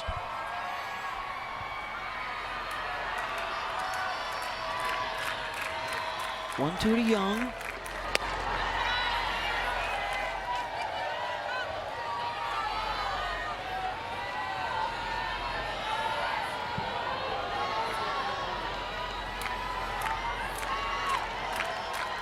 Another huge crowd on hand for a doubleheader tonight as we send it down to Holly Rowe. Well, Emily Young for Stanford, who's at bat right now, might be the most interesting woman in softball. She wants to be a pilot and is studying aeronautics and astronautics at Stanford. Started her career as a hockey player before switching to softball. She just does a little bit of everything and hasn't decided if she's going to be a military pilot or a commercial pilot yet, but I just love that she's got such high dreams. That's not an easy major, by the way, either. Not that it sounds like it's easy. Aeronautics and astronaut. I took a couple of those classes. Oh, wow. A lot of this team, by the way, they're still in school. Finals actually coming up this next week. 3-2 pitch to Emily. Called strike 3. Well, Fouts and Vaught are somehow seeming to get better as the night progresses here. The more pitches they throw. Fouts worked a lot of outside corner, and this one she comes back to this inside. Really good job by Shipman. Shipman is one of the best in the game at really working the fringes. Great job of framing this pitch, pulling it into the strike zone on the inner half. Third strikeout of the game for Montana Fouts. Second looking, excuse me, all 3 looking. Yeah, her first strikeout since the 2 in the second. Kaneshiro 0 for 2.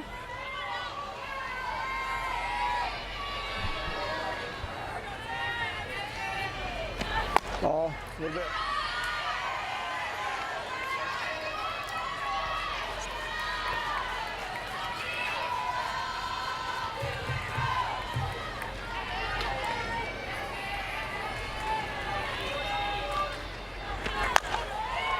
Kaneshiro launches one. Back it goes, and on the track, the catch is made by Jenna Johnson. This is an amazing, amazing catch. And I think it might have been close to going out had she not made it hit the top of the wall. Watch her react, drop step straight back. This is right at you and knowing where the wall is. She knew where it is. The leap that she makes, I felt like the spin on that ball, it was going to continue to go up and out. Montana Fouts. This game is going to come down to so many great defensive plays because there's been so much contact. 11th batter she's retired in a row. As you said, Beth, getting better as they go on. And Jenna Johnson with the gem. 9 of the last 10 outs for her have been flyouts.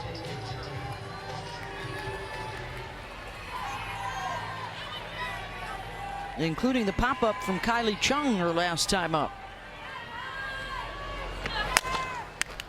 Slow roller, Cahalan charges and fires. 3 straight 1, 2, 3 innings for Montana Fouts. 1-0 Stanford.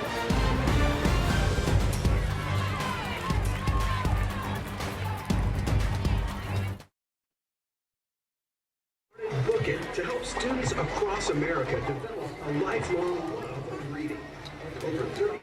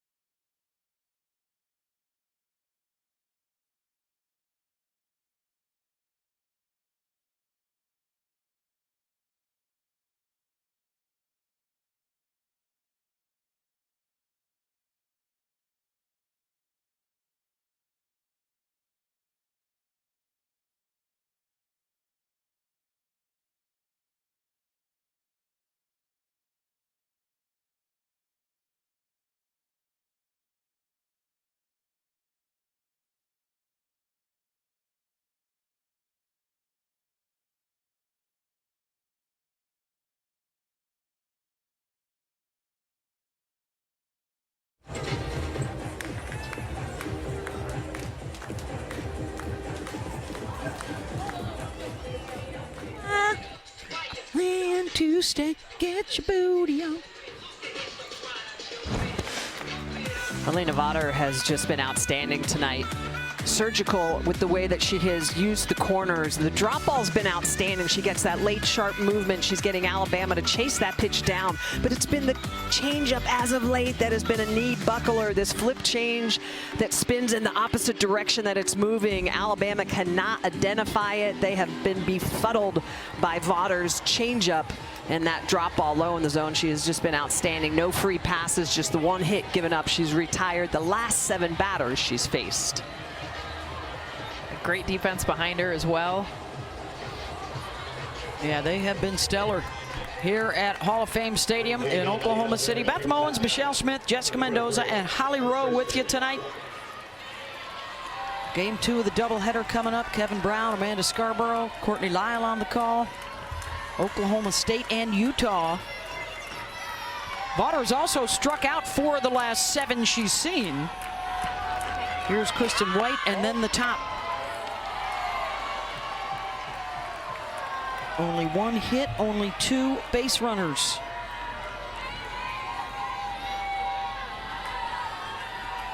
See the outfield way pulled in. Obviously the short game that Kristen White has, but she can hit a gap. Foul ball.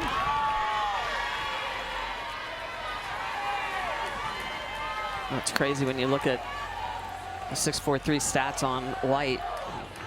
90% of her balls on the infield. How about that one? They haven't been shut out since Stanford did it to them last year in the NCAA tournament. And that was Elena Vottor in the circle that day as well.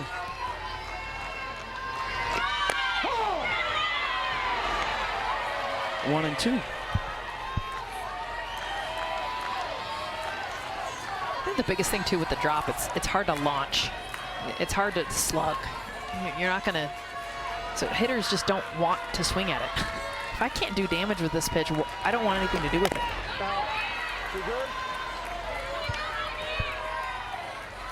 Oklahoma State pulling in. They're on deck against Utah. Winner go home for the Pokes. They were in the national semifinals last year.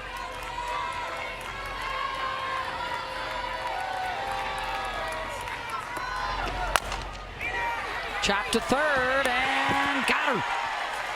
Sydney Steele, quick out of the glove.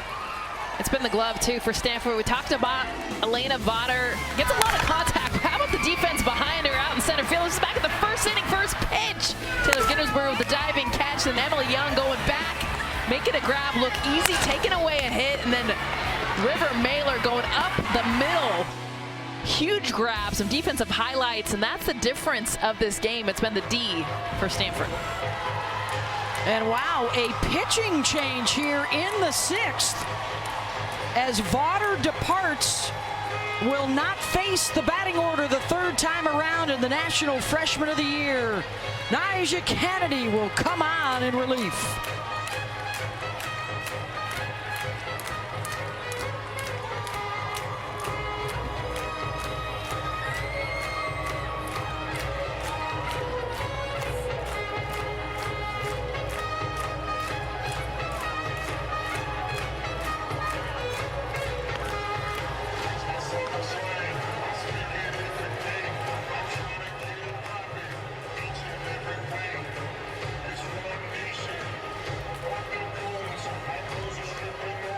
For Stanford, number 24, Nyjah Kennedy.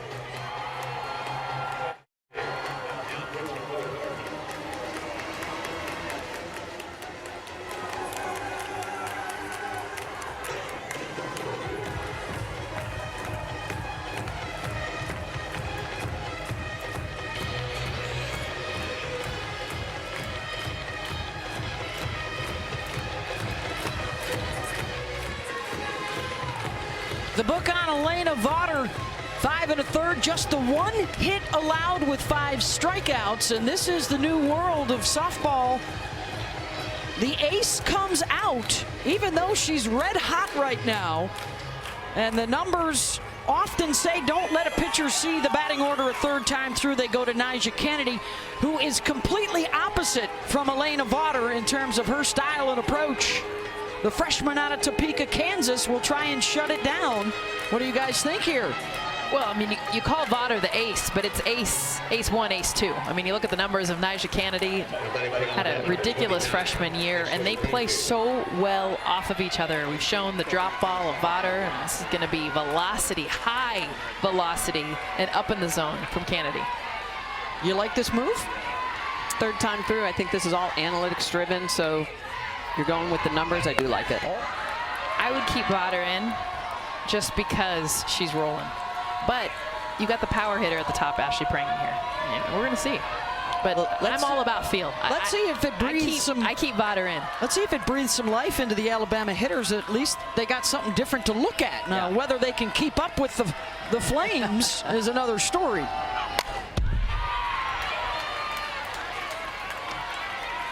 Prangy has the lone Bama hit tonight. A single back up the middle. And this is also how Nyjah was utilized a lot earlier in the season. She was battling a back injury. They had her come into relief. And has only given up the one home run the entire year. And that's the difference right there. Being able to go to the top of the zone with that rise ball, which is a completely different look than what Vaughter was giving Alabama.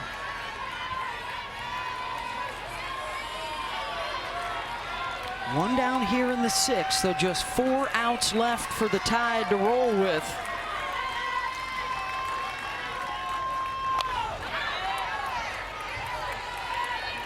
Prangy muscles that one out of play. Kennedy leading the country in both strikeouts per 7 innings and earned run average coming into this World Series, with a pair of no-hitters.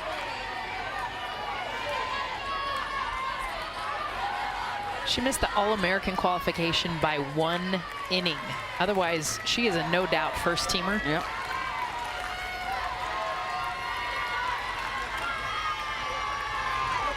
Ball. 2-2 to Prangy.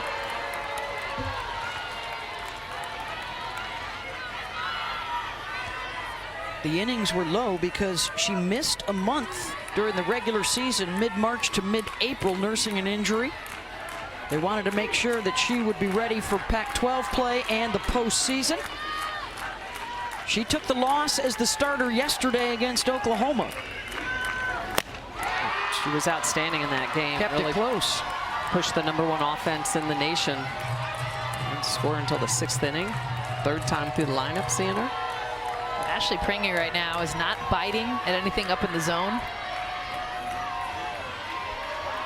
Done a good job. 7th pitch of this at bat.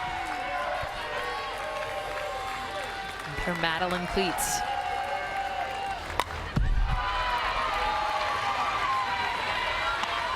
That's where Nyjah's so good, is that she can throw that rise ball in different planes. So Prangy's laying off that rise. It's a little bit high, but Nyjah can bring it a little bit lower, and you're not quite sure. Is that a rise? Is it a strike? Is it not? You've got to go after it. Prangy good enough to foul it back.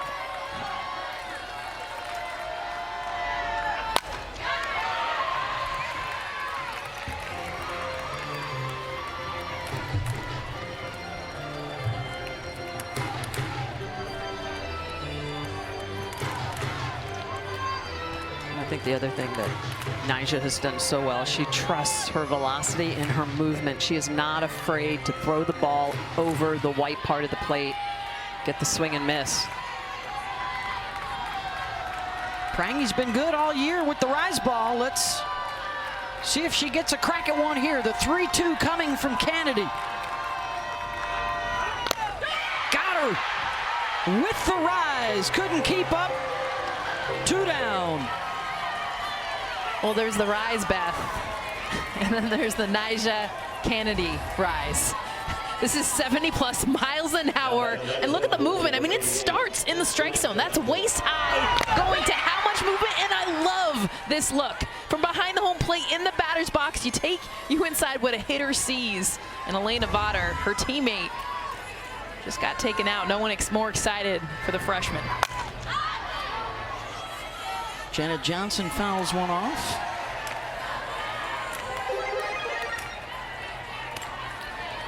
And now a chat with Patrick Murphy. How about the scouting report on Nyjah?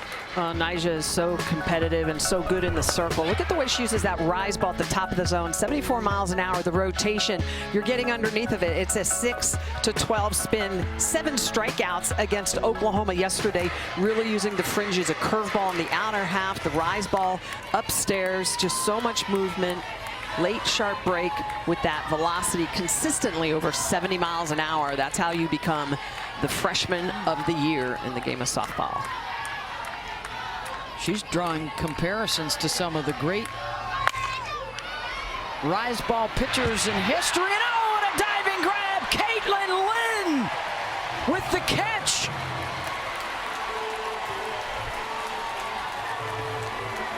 And that ends the inning. Another defensive gem. Is Patrick Murphy going to challenge? He's talking to the umpires right now. Well, get a look right here. She catches it. I mean, this is one of the most incredible catches. Look at her get underneath this. Make the grab. I thought that was a hit off the bat by far. Nyjah Kennedy coming into this one, shutting it down.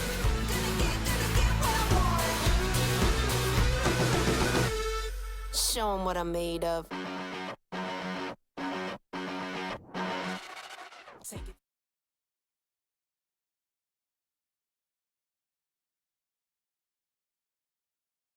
The NCAA Women's College World Series is presented by Capital One. What's in your wallet?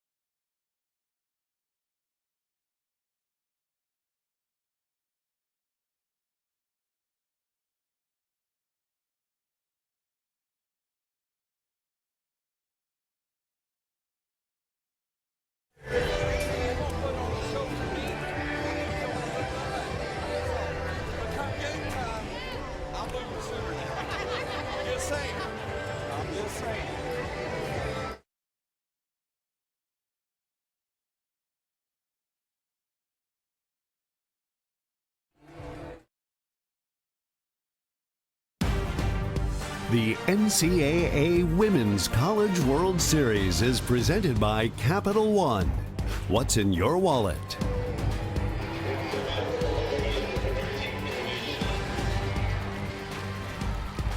One nothing game. Stanford with the lead over Alabama as we head to the 7th. Win or go home tonight for the Cardinal and the Crimson Tide. And back to work for Montana Fouts. The 5th-year senior with over 100 wins and 1,000 strikeouts, trying to extend her career for at least one more game. But the Cardinal with the lead on a 2-run, or an RBI double rather, by Sydney Steele back in the 2nd inning. Since then, it's been dominant pitching from Montana Fouts, Elena Vottor, and now Nyjah Kennedy on in relief for the Cardinal. One last chance for the Tide in the bottom of this inning. 5, 6, and 7 here for Stanford. Schultz had the base hit that started the rally. She is the only one that has touched home plate tonight.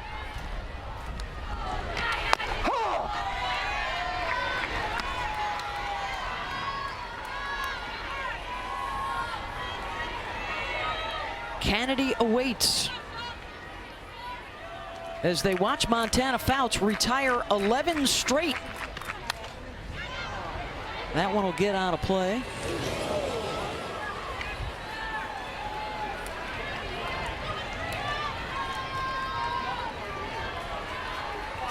When you think about Fouts, what she did in the season, a 33% whiff rate before the injury. Since the injury, or tonight, 7%. Figuring out a different way to get outs. That's what she talked about after that injury. Might not be the strikeout, might not be the whiff. Boy, she has done her part tonight, win or lose. Absolutely. Playing through the leg injury. Patrick Murphy, when Holly Rowe asked him earlier in the game, told us it wasn't even a choice. Montana wanted the ball, I wanted to give her the ball. And all of Bama Nation expected her to get the ball.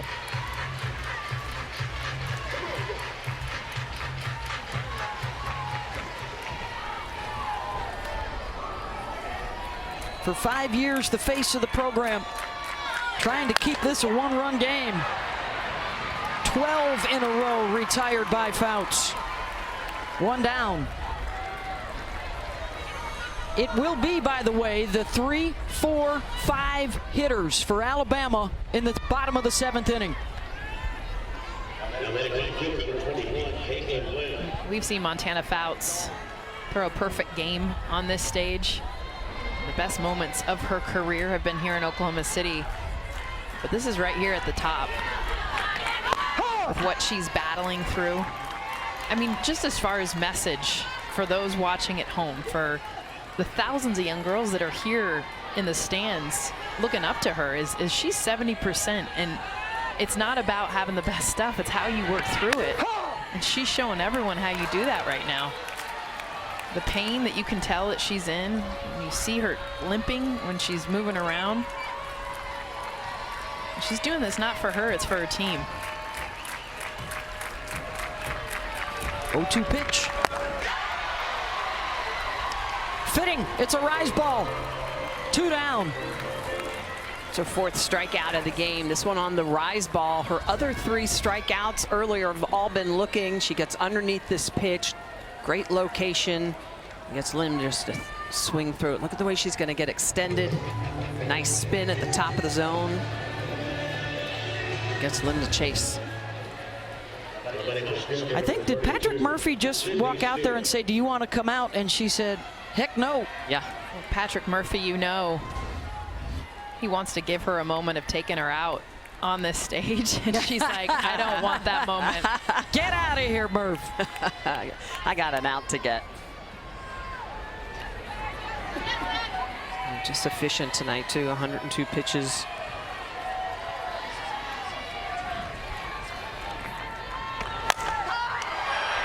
Deep fly ball. Back it goes and out of here. Sydney Steele has driven in both runs tonight for Stanford. Solo shot, 2-zip.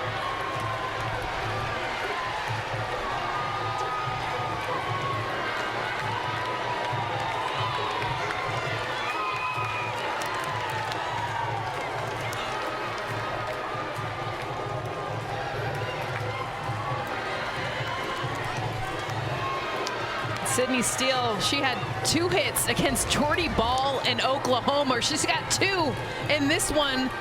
She had the double to score the first run, and look at this swing, too. I mean, just getting on time. That's the biggest thing. It got out of here so quick. So close to that one. Jenna Johnson almost had a chance to catch it. Yeah, first pitch swinging, just attacking, knowing that Fouts has been pounding the zone early.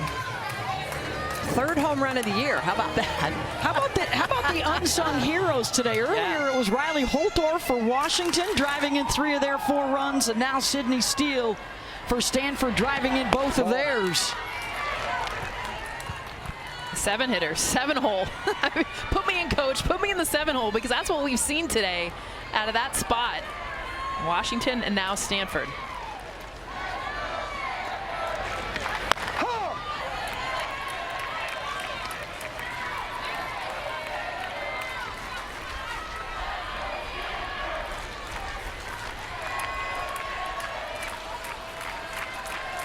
One-two here to Eck, who has re-entered in the batting order. Ball.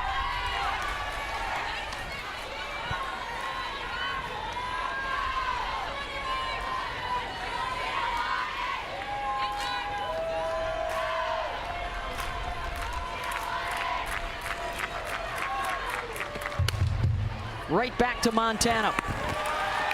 If this is indeed a Fouts farewell, we tip our cap. 5 fabulous years at Alabama. Can her teammates get it done in the bottom of the 7th to get her another day? Or is this a passing of the baton to the youngster, Nyjah Kennedy, the National Freshman of the Year, set to take center stage and try to keep the Tide bats quiet?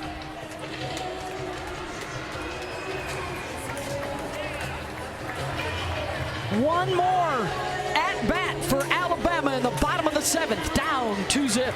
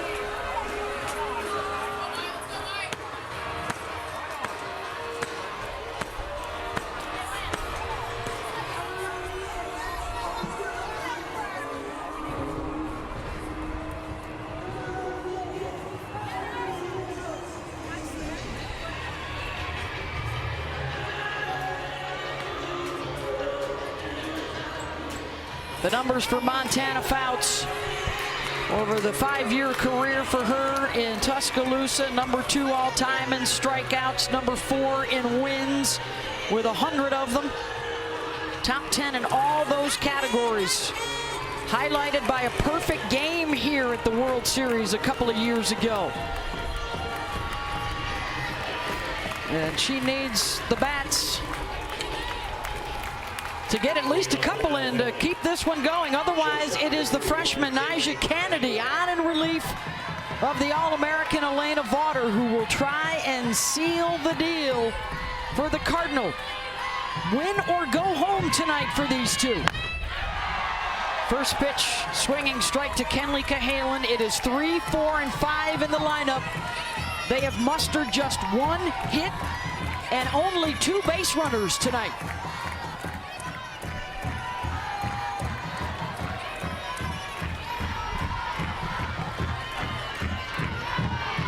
Ball.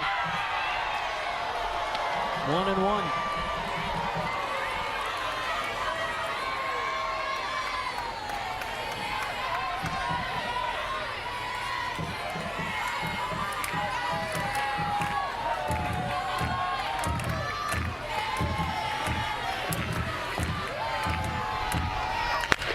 The winner of this one has tomorrow off. They would play an elimination game Sunday afternoon against the loser of tomorrow's Florida State-Washington game.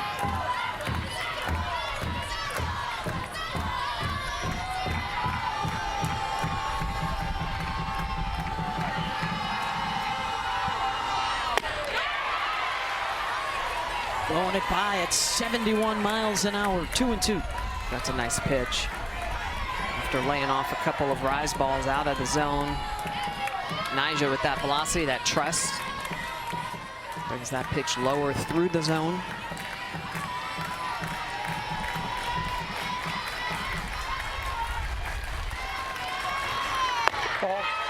Full count. Tide looking for their first base runner since the 3rd inning. Nyjah wanted that one too. She's a pitcher that will not hide her emotions. You know exactly how she's gonna feel. Not afraid to fist pump, not afraid to lay her head to the side when she's like, is that a strike?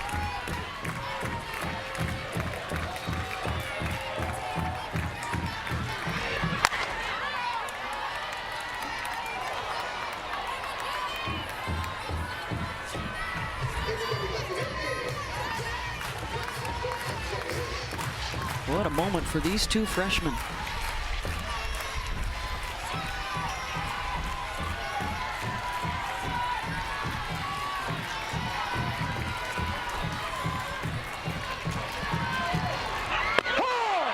Called strike 3. 1 down. Look at those reacts. Hide your emotion.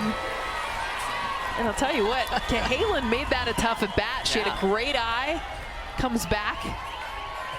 Outside corner, but to me it's about the reaction. I mean, this is a freshman pitching on the biggest stage.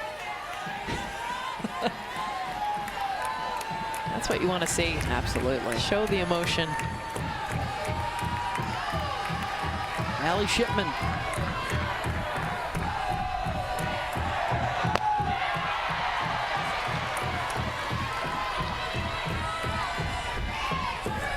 After watching drop balls and change-ups for 5 innings, now they're having to deal with the rise at the eyes. And the highest velocity here in Oklahoma City.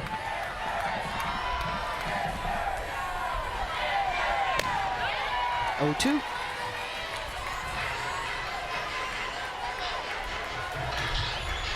Big sister Maddie checking out the action.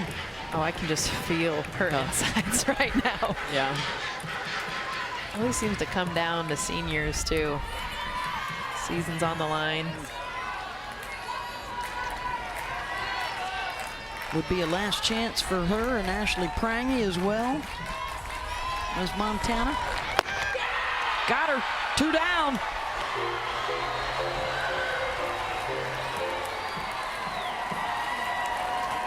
Kennedy has struck out 3 of 4. Yeah, she is just on fire using that velocity, the location. Look at the spin on this. This is a curveball. She just expands the zone. She has a great ability to get hitters to chase and swing through pitches. 3rd strikeout for Kennedy. Final out now for the Crimson Tide. It's Bailey Dowling. Ball.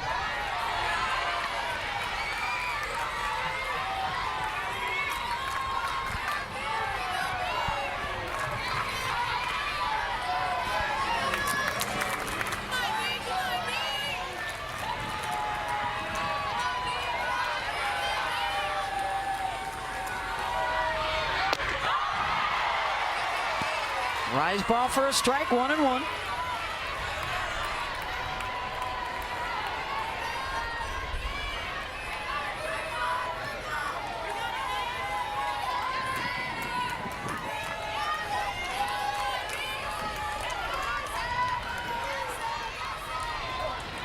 It's been pitching and defense all year for Stanford. That's been the story tonight. Their dynamic duo in the circle, the glove work behind them has been stellar this evening.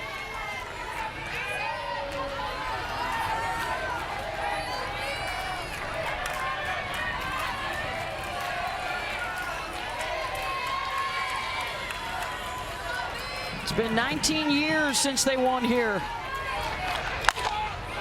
Dowling out to center, and they win again. Stanford stays alive and knocks out Alabama. 2-0 the final.